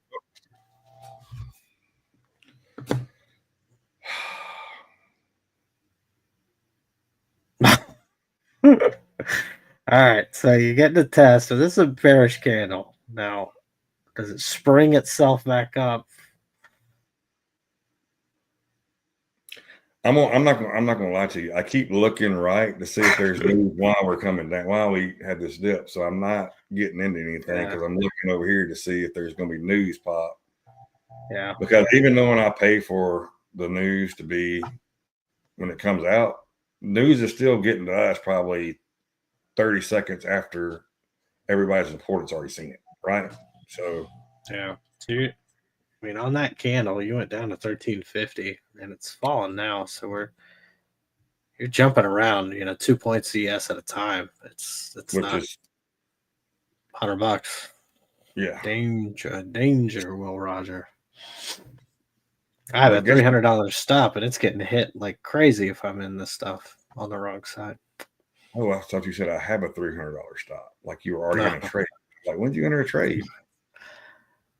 Because I know you're not in this one anymore because you told us you got out of that one. Yeah, no, I'm out of that one. I'm trying to find a spot, but honestly, it's a bit telling too you, volatile, really, for ES. 1325. Look what it came down to. Yeah. I didn't adjust that up, so I kept it there. So it was 1250 when actually 1325 was the spot. We would be up almost 10 points on that move so far. Yeah. Some days you're the windshield, some days you're the bug. Today I have been the bug. Here it comes back down. 18.5. 17. It's volatile. Yeah. Only thing that concerns me here, CVD's come back to around 5,000. Bitcoin never did get 100,000. Got rejected. 98.5. Here we are, boys and girls. Do we bounce here? Oh, look at this. Like it normally does. We're going to cross. Nope. That's holdings.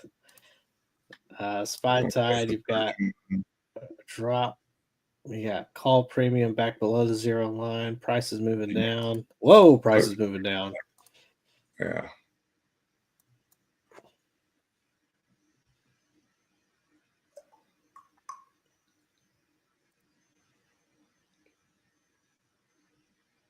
The silence is deafening. It is. This on the 10-minute chart, the 8 is the 6,002.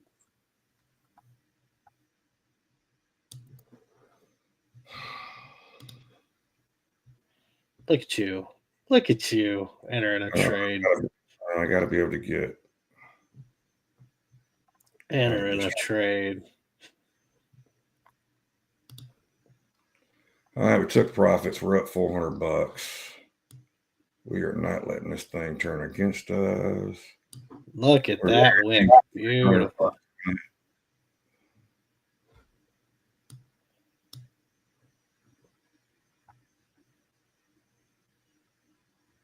Did you play the 8 on the 21? Is that what you were playing? The 8 on the 10-minute was basically bang on. Once we broke below the 13, I traded the break back above the 13. And it's probably going to take us out here at $300 profit, which would be right at $400, which I'm fine. There you go. 376 up on the day on that one account. Beautiful. I'm going to tell you on this other account, I'm probably going to take one with a chance to add another if it does come back down to this right here. Because looking at Bookmap is telling me we should get to 37.50. There we go. It hits that take profit there. That's $887 on one lot. They move those orders some down. The Fed Collins is talking. Shut up. Big tariffs also have second round impacts. Broad-based tariffs should have an impact on prices. Shut up. Say something dovish. Come on. Tariffs are great for the country. Hear that. If you're not doing tariffs, I tweeted out yesterday, or that was the other day. I don't remember. I said the amount of times autocorrect has fixed tariffs for me this weekend is embarrassing. We took a look. I don't know if you saw that. We took a quick trade there. We're $436 up in that account. We hadn't taken a trade in this one yet. Or what a candle! Look at this 5-minute candle. Yeah. Hadn't taken a trade in this one yet.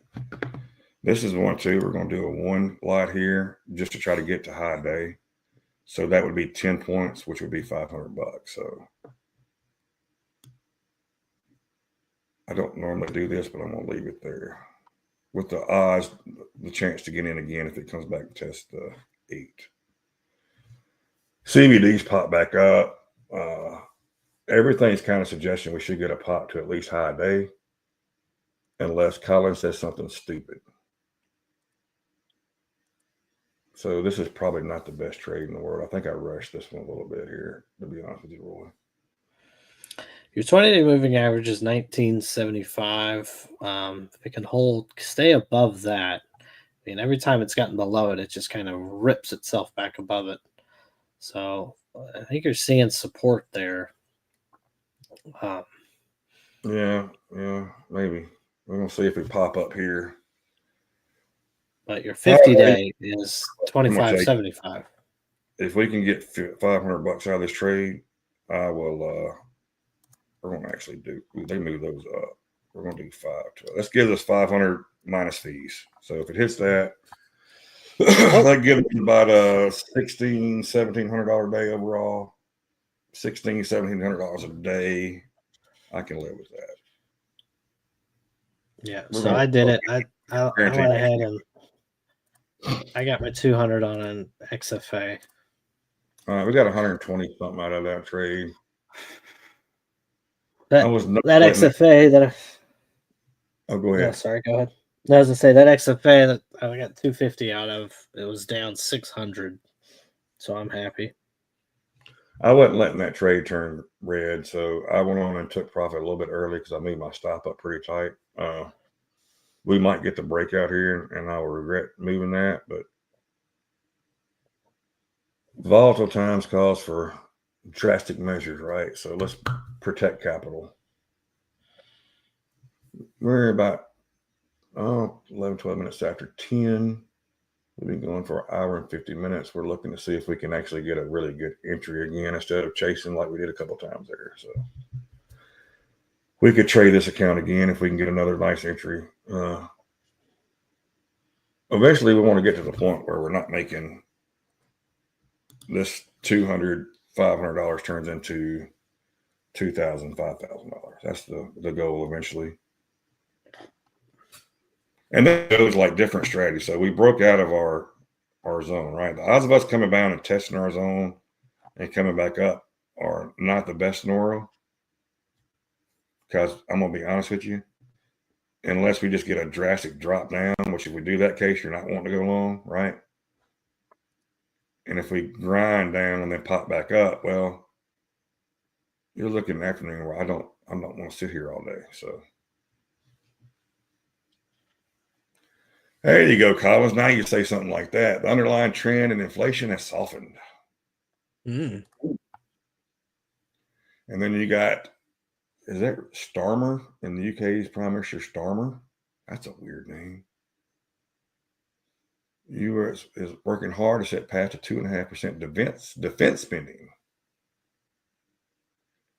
Collins, at some point we should see an additional normalization of rates. Collins seems to be a little dovish today, doesn't they? Is that a he or her? Yeah. It's a her, right? Collins is a her, yeah.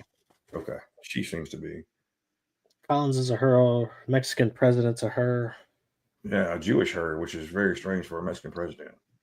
Yep. And isn't she anti-cartel too? So it's kind of strange that she got elected. I understand. Well, Yeah, I mean, Howie could confirm this when he gets back on tomorrow, but I think they went through like a ton of candidates because they all got clipped. If I'm One not thing mistaken, about in the last election. now this is from watching like the narcos of the world and stuff, but it seems that your cartels run the political side of that aspect. I know there's some good Oh people. yeah, I'm not saying there's not good people there. I know there's some great people down there that are affected by the cartels every day, and it's horrible. But they control so much stuff. It's just, you get to a point where you're like, wow, I mean, what do we keep doing? There's a number of reasons why long-term rates are moving as they have been. Well, that tells us absolutely nothing. check this out, money. SPX. Well, yeah, we talked about SPX a lot. We don't talk about it in the stream enough, probably, but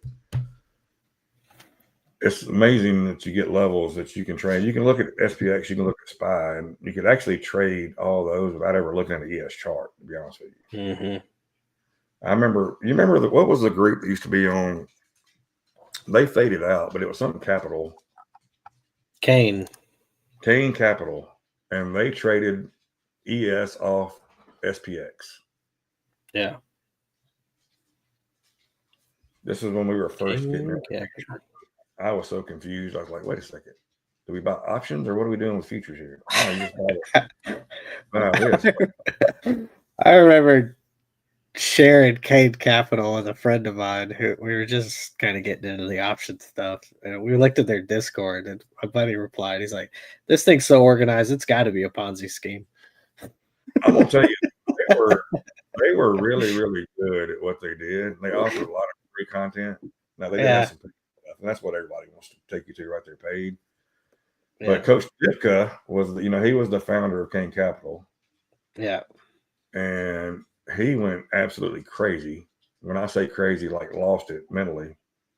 This is no exaggeration. Like went off the deep end, like put a rant on Twitter that was his goodbye rant about pretty much how everybody sucked and life was horrible and he hated people and the market was rigged. And I was like, oh, we got some stuff happening here, boys. It was ugly. But all in all, they actually put out some very, very good content. Yeah, no, they were very organized, not in a bad way. They were very organized. They did education. They did that show in the morning they were trying to get going. I mean, they were a little bit before their time. One that did the YouTube show like that, the market show that was actually, it drove me crazy because I hated the way they talked. And they were really, one thing about the King Capital boys that if you don't remember them, and if you never saw them, they were cocky as they could be. Yeah. That by God, they were good and they knew they were good. And they let you know they were good. Yeah. We're going to set this back to 1. We're going to be conservative here. If we get a pullback to probably the 8 at 20 area, we'll probably look to take a long, but we're going to be careful with it. For all the moves this thing make, we are still flagging up here on the bull flag. Yeah. That's the 20-day moving average. That's the 8.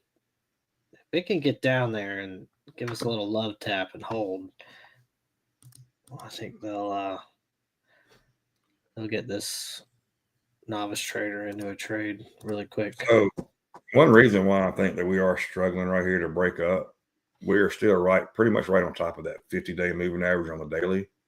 So guys, if you're trading, don't be afraid to look at your bigger time frames to kind of get a bigger picture of things, because we get blinders on and we're looking like, oh, here. Well, if you look at this daily, you can see why we stopped where we stopped at, and you can see why we. I'm gonna take a break real quick. Let me take a break real quick. You're good. So we're watching this over here, and you see it. Let me go to my chart instead of Roy's chart,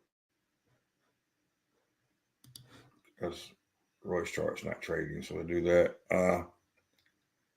Yeah, look left, look bigger time frames, zoom out. Don't just stay on I keep my trading view on the 10-minute chart because it gives me just a slightly different view than what the 5-minute. I'm looking 5-minute for entries. I like the 10-minute to see patterns play out, because if you see these patterns play on the 10-minute, the odds are it's going to play out longer.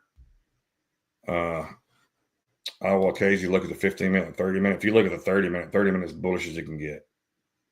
And we are in this gap. We still got 61.50 to fill this gap. So about 30 points from here. So it is possible that we could fill the gap today. Let's look at it. Let's look on the hour. I'll show you guys. Let's hide everything real quick. So you see, here's your gap. Here's where we closed. This is where we opened up at. We're in this gap to fill. Anybody that trades gaps knows that once we get in the gap, gaps usually fill eventually, especially on the ES. Might take it a while, but when it gets in it, be prepared to run with it. So we go back to the 5-minute, and it's ripping back up. I wish I would have had that long now. We've got to adjust our fib levels. And you just keep adjusting your fibs up if you're trading fib levels. We're just looking, the reason we have our fib levels, we're looking for entries, right? So you got an entry point here, anywhere called the golden zones. I believe this 50 to the 618, probably a little bit down in it. So this would be a golden zone. Let's actually adjust these. I want to trade these up. So let's make that 382 red. We're going to take this 50 to yellow. That's going to be our golden zone. Into the 618 is going to be our golden zone. Now you see pretty much our golden zone is drawn out. What we're looking for. So if you was to get a pullback all the way to here, this is what we consider the golden zone. So this is what you would look for back up on if we were to get this far. But if you look, what does our golden zone, what is right on top of our golden zone? Our zone we got drawn out. So you're looking for a different rate. Now this is, the more the stock goes up, the more this is going to get adjusted up. We're going to continue to follow it up. Once again, I would look for this 1450 area as a long possibility. If it does come back that far, you would look for the 6,225, which probably would be around the 6,000. We can come below this a little bit. So treat these kind of like zones is what you would do. Everything good? Yep. Yeah. I just had to check on something. The check out the 1 hour chart on a candle by candle. Yeah, we looked. Okay, you looked at it. Yeah. Yeah. While you were away, I was showing them importance of looking out further out. Yeah. And telling them that I keep it on the 10-minute on my trading view over here. But I told them, I said, don't be afraid to look at, your hour, your 4 hour, your daily to see your bigger overall trends and see you can see levels a lot more clear on the higher time frame you get. So definitely. I told them, I look at the 10-minute. I like the 10-minute. I trade off the 5-minute. A lot of people will do it kind of opposite. They'll look at the 5-minute, trade off the 1 minute. Mm-hmm. If you're scalping, yes, you can do that. If you're looking to get a bigger move, I don't suggest that as a way of looking for an entry, personally. Yeah. There's your breakout. We were in this long earlier. We cut it for $100. Would have kept in this long. We got out about right. I don't know, right here. So yeah, we'd have hit $500 or so, $600, $700. Sometimes just hold, baby. But that is neither here nor there. We are waiting for a move. And like I said, I feel at peace, even though I did move my stop up and I got out quicker than I really wanted to. I feel at peace with that trade. So I'm not mad at it. I do love this one at $436. That's a great day. We got 222. So that's what? There's a 670. That puts it at 900. There's you $1,000 on the day. Anybody? In the gap fill? We're in the gap. We're filling the gap now. So we got to go all the way to 60. You don't have any orders up there, so I don't know how much further we go. You got orders kind of 50 seems to be the top right now. I think tomorrow I am going to put Bookmap on here so I can share it. I've got to be careful. So I can't put it on. I got to actually join StreamYard from a different computer because anybody that doesn't know, Bookmap takes a ton ton of space and energy to run. So, and believe it or not, this top step here to be accurate, it takes a lot of data to keep this thing going accurate and keep you where you need to be. So you got to think, not only do I have top step running, I got bookmap running. Unusual Whales takes a lot of data to keep going. You got to have a lot of memory, a lot of space in it to run. Trading View takes a lot. I'm putting a lot of pressure on all my stuff, so I just got to be careful how I trade it before or how I use it. Because before, when we were using OBS and I was sharing bookmap, it was bogging everything down a lot. So we will try it again on StreamYard, because StreamYard is I'm going to tell you, OBS used way more power than it should have to do what it did and to have the limited functions it had. Looking back, I mean, OBS was our first thing we did. OBS was free. It was great for quick streams and stuff that we want to do without much thing. But I've got 6 different screens going here with 1, 2, 3, 4, 5, 6, 7, 8, 9, 10 different things running in 6 screens. So I'm pulling a lot of data, a lot of energy down. It's taking a lot to run what I got. What I need to do is get me a custom gaming computer made. Yeah. Specifically for what I want to do with the memory and the storage and everything that I need. But I don't feel like paying $10,000 for what I would have probably by the time you added everything that I wanted in it. What did we look at on MacBooks that day, Roy, when I added everything? Was it like $6,000 for the MacBook, something like that? Yeah. Your Macs are going to be superly premium, but yeah, that's not a bad project to put your son on. See if he can find you one. I had to find his Lenovo he's using now, so no, that's a no. Oh, okay, maybe not. I got him and I paid I got it on a deal. I paid like $1,500 for it, and his laptop probably has just as much power and everything as all my stuff down here combined does. And yeah. I mean, you got the PC side, you'll be able to get it pretty cheap. I hate Windows. Can't stand Windows. Yeah, hate Windows with a passion. I come from a corporate world where we used Excel and Windows and everything, and they're actually now, instead of using Zoom, they use Teams for all their meetings, which is Windows, Microsoft.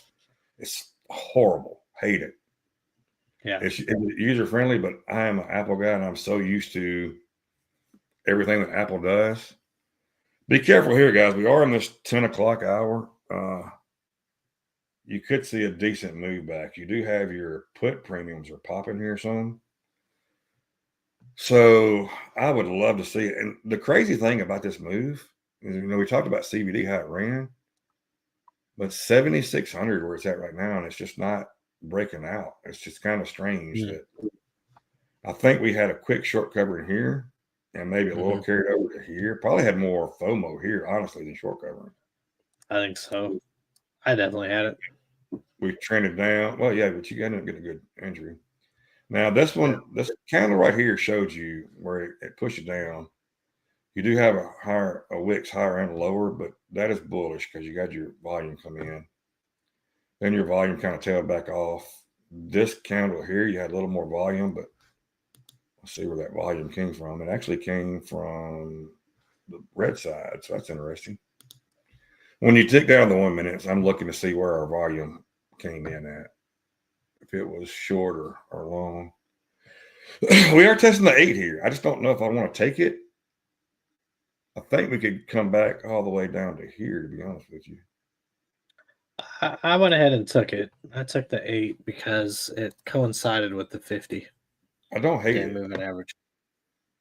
It could be risky. I took it in a combine, so I'm gonna put one here, see if I get an entry on it. Like, I hadn't been doing this, but I'm going to do it today. And I am going to give this thing a little room to run, so I'm going to keep my $500 stop loss, which is below the 13. We're with our take profit though. Actually, we're going to leave it at 1,000.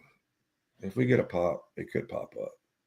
Of course, as soon as I enter, and I said we could come back to that 1775. Looks like CBD tank. We still got these orders sitting at 1250. That's kind of coming in and out. If you remember, 1250 was our Fib level off this one. This kind of we got a little move up on that one so far. So I don't hate this entry though. I'm gonna be honest with you. I don't hate it at all. I would love to get up here, then I would move this stop to guarantee us a $200 day. Is what I would do. Then if we hit it, we hit it, and if we don't, we don't. The previous day's zone is right here 60.43. So keep an eye on that. So you have the 50 we're kind of battling right now. You have the 20. You have everything pointing up, and we kind of got to 39.25 rejected. So again, we're looking at previous day's zone. 43.50 would be the bottom of it.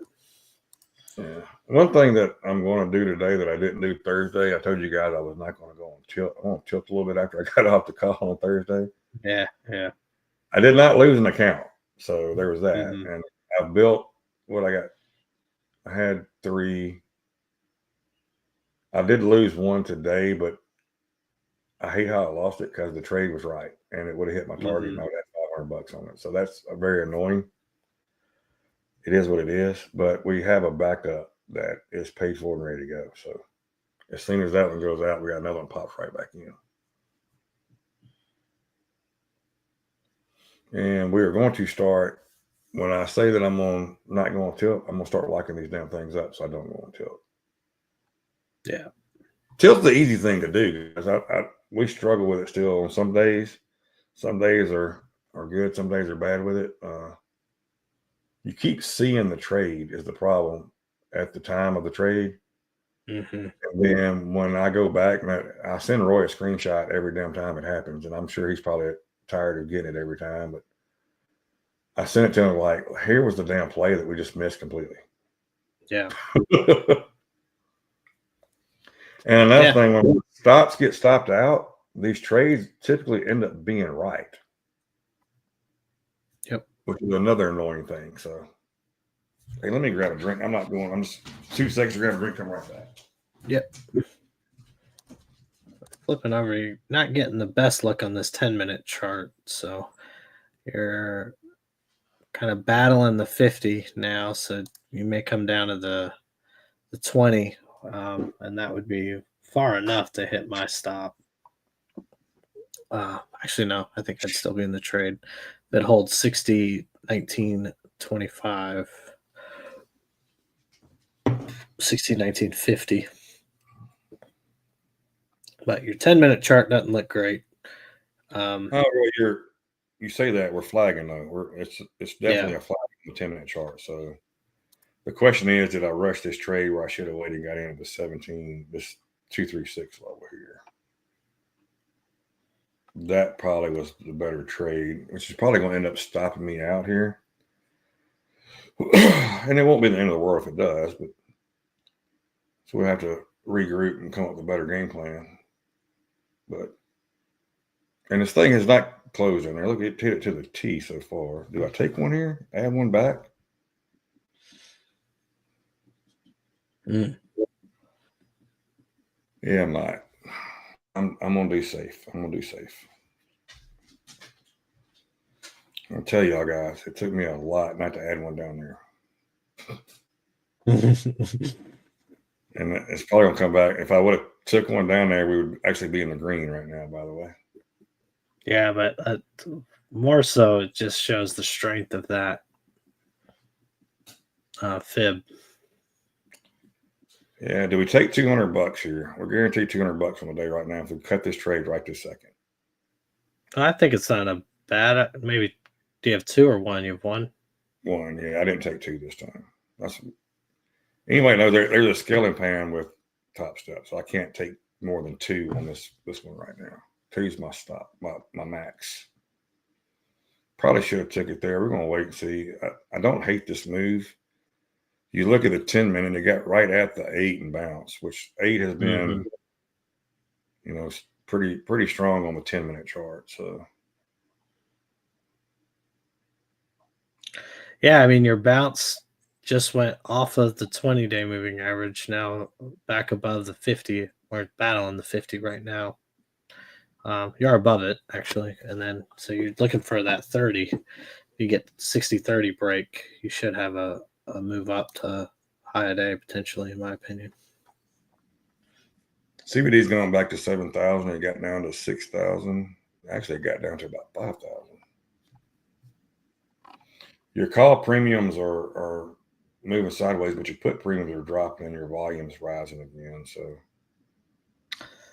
I'd say here's an aggressive move here. Probably put your stop at 29. I'm gonna move it up anyway because I'm gonna guarantee a $200 day. Yeah, that's exactly what I did earlier. And if it gets me out, it just gets me out here at this point. I might regret it. It did 244. Anybody that doesn't know, Top Step, 5 days of $200 trades, you can take a payout. So, I mean, kind of mission accomplished here, right? Yes. I mean, that one account that I'm telling you, this account I did not really care that much about. It hit a violation. One thing that you can say with us was, if you call us that we're not transparent and we don't show you what we do, I lost an XFA today. But Roy can attest to this. I was fine with losing this thing Friday, and I just made a little money on it, and I locked it up. Yeah. So yeah, it is what it is. I mean, I lost it. It's fine. I'm not going to lose any sleep over this one. You lose sleep when you lose them. This one, I'm going to go and lock this one up. This is $436. We're going to lock it up for the rest of the day. I do eventually want to get to a point where this daily is more than $400 or $1,000 at least, but I traded these individually. I did not trade these as a group. I think that's one thing that's been hurting me is trading these as a group. I've been putting way too much pressure on myself to make sure that we had a winning day on each one on that doing it. We got 200 on this one. This one was down.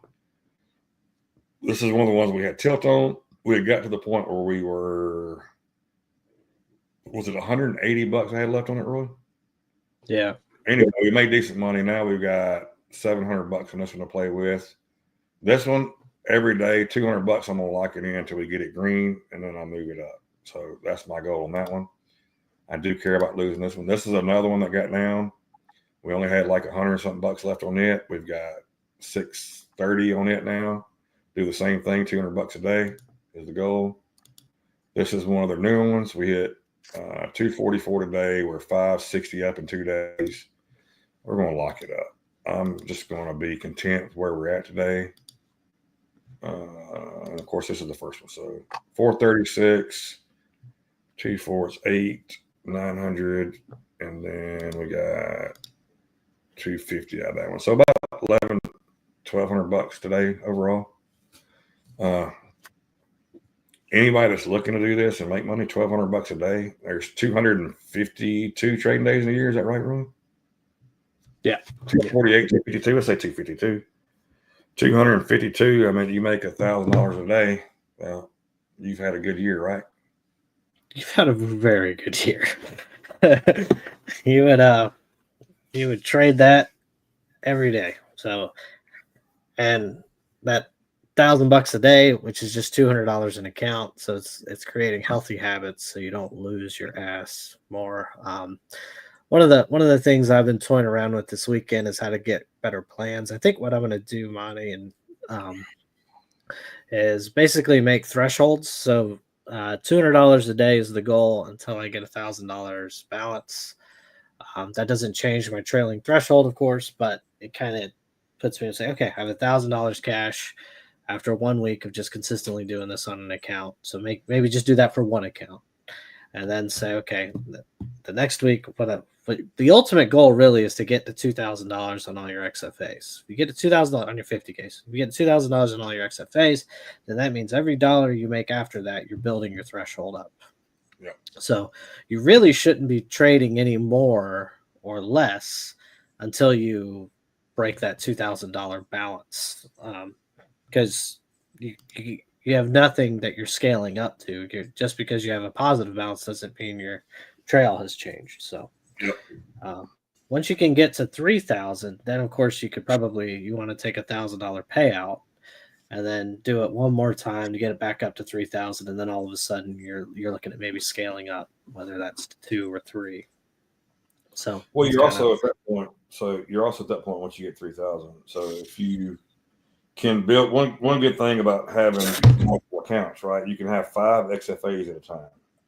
until they move you live. Then you can only have one live account. But the odds are, if you're trading 5 XFAs and you get them all up really good, they're probably going to move all 5 to live. They're definitely going to move your big one. They're going to live. But if they end up doing that, now when you go live, you can only trade one live. You can trade combines, but you can't trade XFAs. If that makes sense. They want you to put your focus on that live account, which makes all the sense in the world, right? I'm just watching this candle bit. That makes all the sense in the world because they want you. That's where they're making their money at on you. Now I've seen some people share. I think it was in our Discord. Somebody put a thing that, like, are they moving you to live to liquidate you? Absolutely not. That's the dumbest shit I've ever seen in my life. They don't move you to live to liquidate you so you fail and move off. They want you to move to live. They want you to be successful. That's why they promote. If you ever look at the Top Step TV or their tweets or whatever they do, well, you look, they promote their live traders, the ones that are making the most money every day. Why? Because that's where they're making their money at, truly. Right. Yeah. They don't want to be like the other guys where they're. I saw a thing the other day, and I saw somebody ask. We've mentioned my name, so I mentioned my name, and I've told new traders don't trade Apex, right? I saw a thing where a guy was on Twitter, and he put a poll out like, have you been live with Apex? Yes or no, right? There was thousands and thousands of responses of no. There was one guy that put yes, but would not show his account to prove that he was in a live. What does that say? That he's not in a live account. They don't move people. Yeah. It shows you they make their money off people buying the evaluation accounts and moving to the PA accounts and blowing their accounts. That's why they have the strict rules about getting payouts, what they're doing. That's why I think Top Step is completely different. Top Step is they want you to go live. They probably got more. And I think I've heard some good things about, is it Take Profit Trader? It's another one that I've heard they're moving a lot of people to live. Which, if they're moving people to live accounts, it's showing you that they want to be a real prop firm. I don't know if anybody knows. Prop firms have been around for years. And used to get to a prop firm, you had to go pay $25,000 to $50,000 of your own money to put up as pretty much as collateral to be able to trade in these prop firms to prove that you can trade. So, they were guaranteed. What they're doing now is they open up the floodgates and let a lot of people in that shouldn't have been in it. I'm not saying Apex didn't have its advantage. When they first came out, I think they were great, and I got my 1099 from them, and I made a lot. I mean, I'm well into the 6 figures on what I made off off Apex last year. I can show you 1099s. I can show you main counts. I took in a lot of money off them last year. They ended up banning me because I took so much money instead of moving me to live. Explain to me why they would not move me to live instead of just saying, hey, you can't trade anymore. You're done. Right. It makes no sense. You can't put it in my mind where it makes any sense at all why they would do that. The only thing in my thought process, what clicks is, hey, you were making too much money from us, so we don't want you here anymore. Yeah, you're a liability. Off you, so you're done. Which is fine. Okay. I take my business elsewhere. I am going to look at some other prop firms. I'm not saying that Top Step is the only one that works for everybody. There's Take Profit Trader. There's what's that FTM, whatever. There's a couple different ones, I think, that I've actually heard really good things about. And it's not just good things from like Twitter. I've actually heard Michael Batak, who is the founder and CEO of Top Step, say, hey, some of these firms are actually fantastic firms to trade with. If that was the case, if that wasn't the case, why would he say that? Because it's his competition, right? So he will tell you that, like, there's some great firms out there that, Top Step might not be a fit for you. So find another firm that is a fit for you. The one thing I love about Top Step that the other guys, they can't compete with is Top Step X. Yeah. So if I go to a Take Profit Trader, if I go to something like that, I got to go back to TraderVate. I hate trading on TraderVate. Yeah. It's just, I don't know what it is about it. It just seems like the cheapest junk. But I made really good money. I mean, where I made the money on Apex was all through Trade Elite, right? If you have a Mac system and you want to trade any of these firms, you can't use Ninja Trader unless you go through like a parallel or something. So, real easy. Well, come hang out with me for a week. It'll change you, man. I've got experience with this stuff, and I don't want you guys to go down some of the paths that I went down that was not beneficial for me in the long run. Like I said, Apex was really good for me when I first started. They changed their whole structure of how they do business. It's not the same Apex it was when we started. Right. And I won't be that stupid trailing drawdown. It's there for you to fail your accounts. That's why it's there. They can say, well, it proves you're a good trader if you can do that. Bullshit. It's a way for you to fail your accounts. That's what it's there for. Roy, it's trade here. I just don't. That might be a decent long here, candle by candle to the long side on the 10-minute. Came down perfect. So, yeah, I liked it. I did it on a combine. Perfect. Anyway, that seems like every day I go on a big rant about something. I got to get better about going on these rants. No, these rants are good. This is Monty's minute. That minute turns into 2 minutes, Roy. I just look. Man. You can say what you want to about us. One thing about myself, Roy. I met Roy and Led in person. Led asked me, he said, "What's your goal for this stream? What's your end goal for the stream?" And you can ask Roy when we talked about first doing this. My goal for this stream is to help you guys out. Mm-hmm. I want to grow this where you guys are seeing, hey, you're seeing real traders here. This is no bullshit. This is nothing. I know YouTube get mad because I said some cuss words. It's fine. That's all right. Now, so it is what it is. I want you guys to see that myself and Roy, we are real as you can be. We don't hide a damn thing from you. What you see here is what you get. Like I just showed you, I blew an account today. Yeah, good or bad. You're gonna good get or it. Bad. We've had, and y'all been here for some really bad days, been here some really good days. Today, yeah, I lost that account. I will not lose the slightest bit of sleep over that account. Yeah. That account was lost 3 days ago.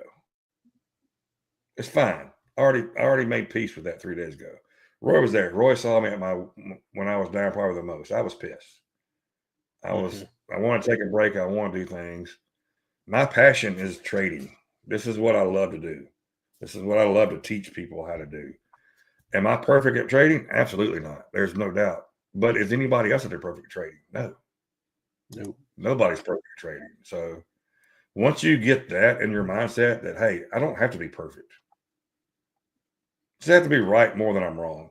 And technically, if you're doing your risk reward right, you don't have to be right when you're wrong. You just got to be smart about it, not let it. You look down here, we were in profit, right? We had a good trade down here. It went against us. I had a stop loss where old money back in the day would not have had a stop loss set there at all. I would have blew that account right then. Me, I was $100 down. $100. Is this the account we just, no, this is the one. Yeah, this is the one. This is the one we just got $400 on. Like, I mean, $244 on, or $400 on the account now. That account was down. Now it's up. So one thing I can guarantee here, you're going to get honest opinions.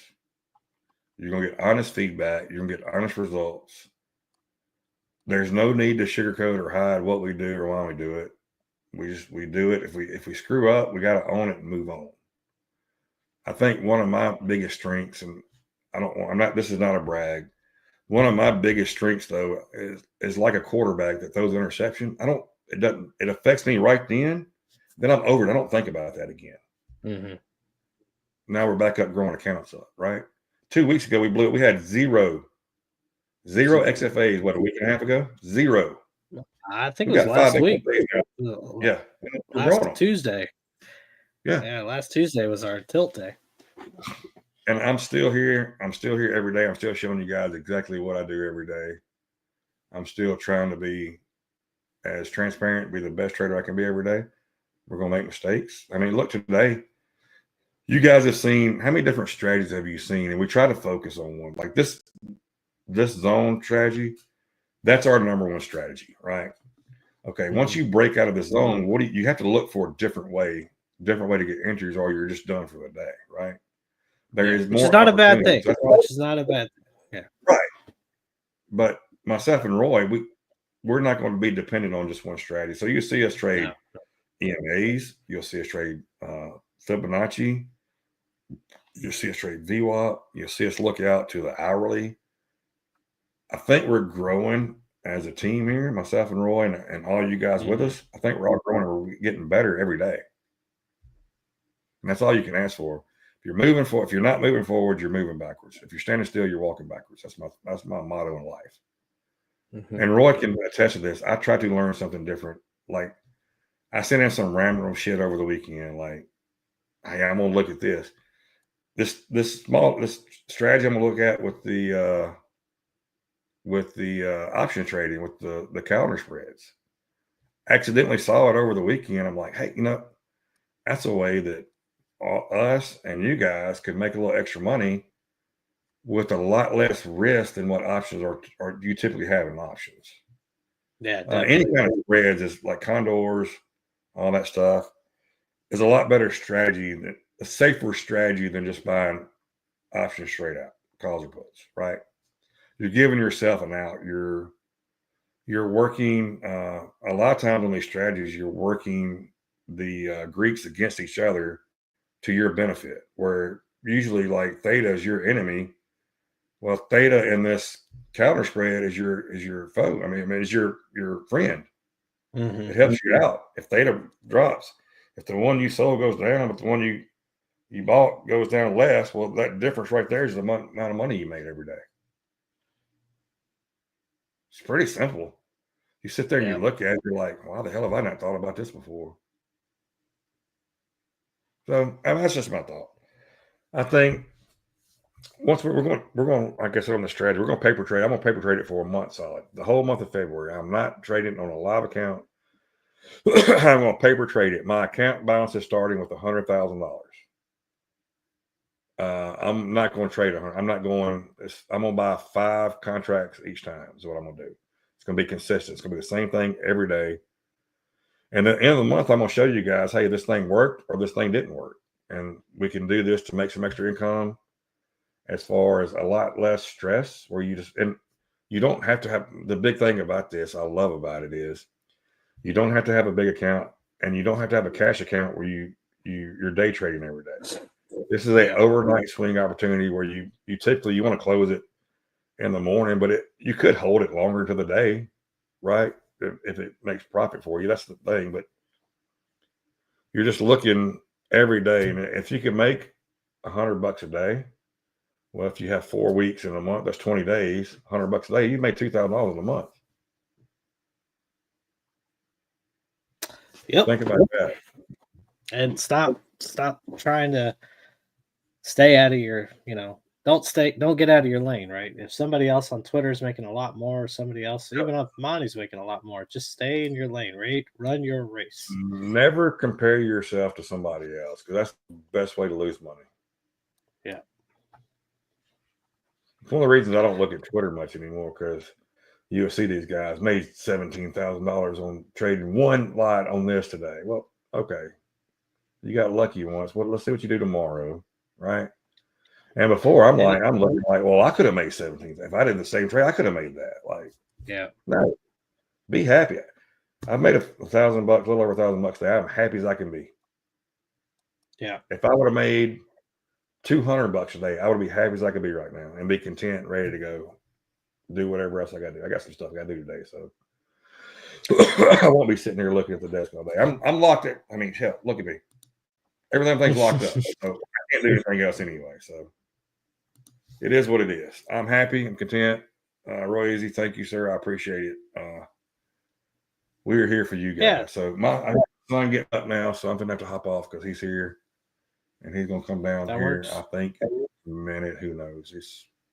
He's got to go to class at some point. And I catch moments with him whenever I can catch him now. It might be 2 minutes walking out the door. Well, guess what? I'm gonna walk out the door with him and walk till he gets to his truck. I get to. So. Enjoy what you All got, right, man. Roy. Easy. I know you got a younger kid. Enjoy that while you can. Roy, you do too. Because eventually, Yeah. I never listen to people like, eventually they won't want to have anything to do with you. Me and my son did everything together. Mhm. And now he's too busy to hang out with dad most times. So I Yeah. take every opportunity I can get to see him and talk to him. And I try to motivate him. He doesn't believe it all the time, but I try to give him thoughts on, hey, proud of you. You're doing the right thing. Oh, great job. Encourage him and keep him built up. So that's my thing. That's Awesome. all I got today. That's my rants of the day. Roy, you go? Oh, he's my pick. Yeah, I get it. Partner in crime. Yep. All right, guys. Hey, thank you guys so much. Love you guys to death. We're here for you. Thank you. We want you to be here. We want you to learn. We want you all to be successful. This is not a competition between us. This is a group effort to all of us make money. Yep. And trying to just do it one day at a time. That's all you can do. That's all you can do. Roy, thank you, sir. Thank you, guys. Thank you. We will catch you guys tomorrow with more craziness. Remember, today's a perfect example. Have your stops ready. Have them set. Yep. So we'll catch you guys tomorrow. See you guys. All right. Bye, guys.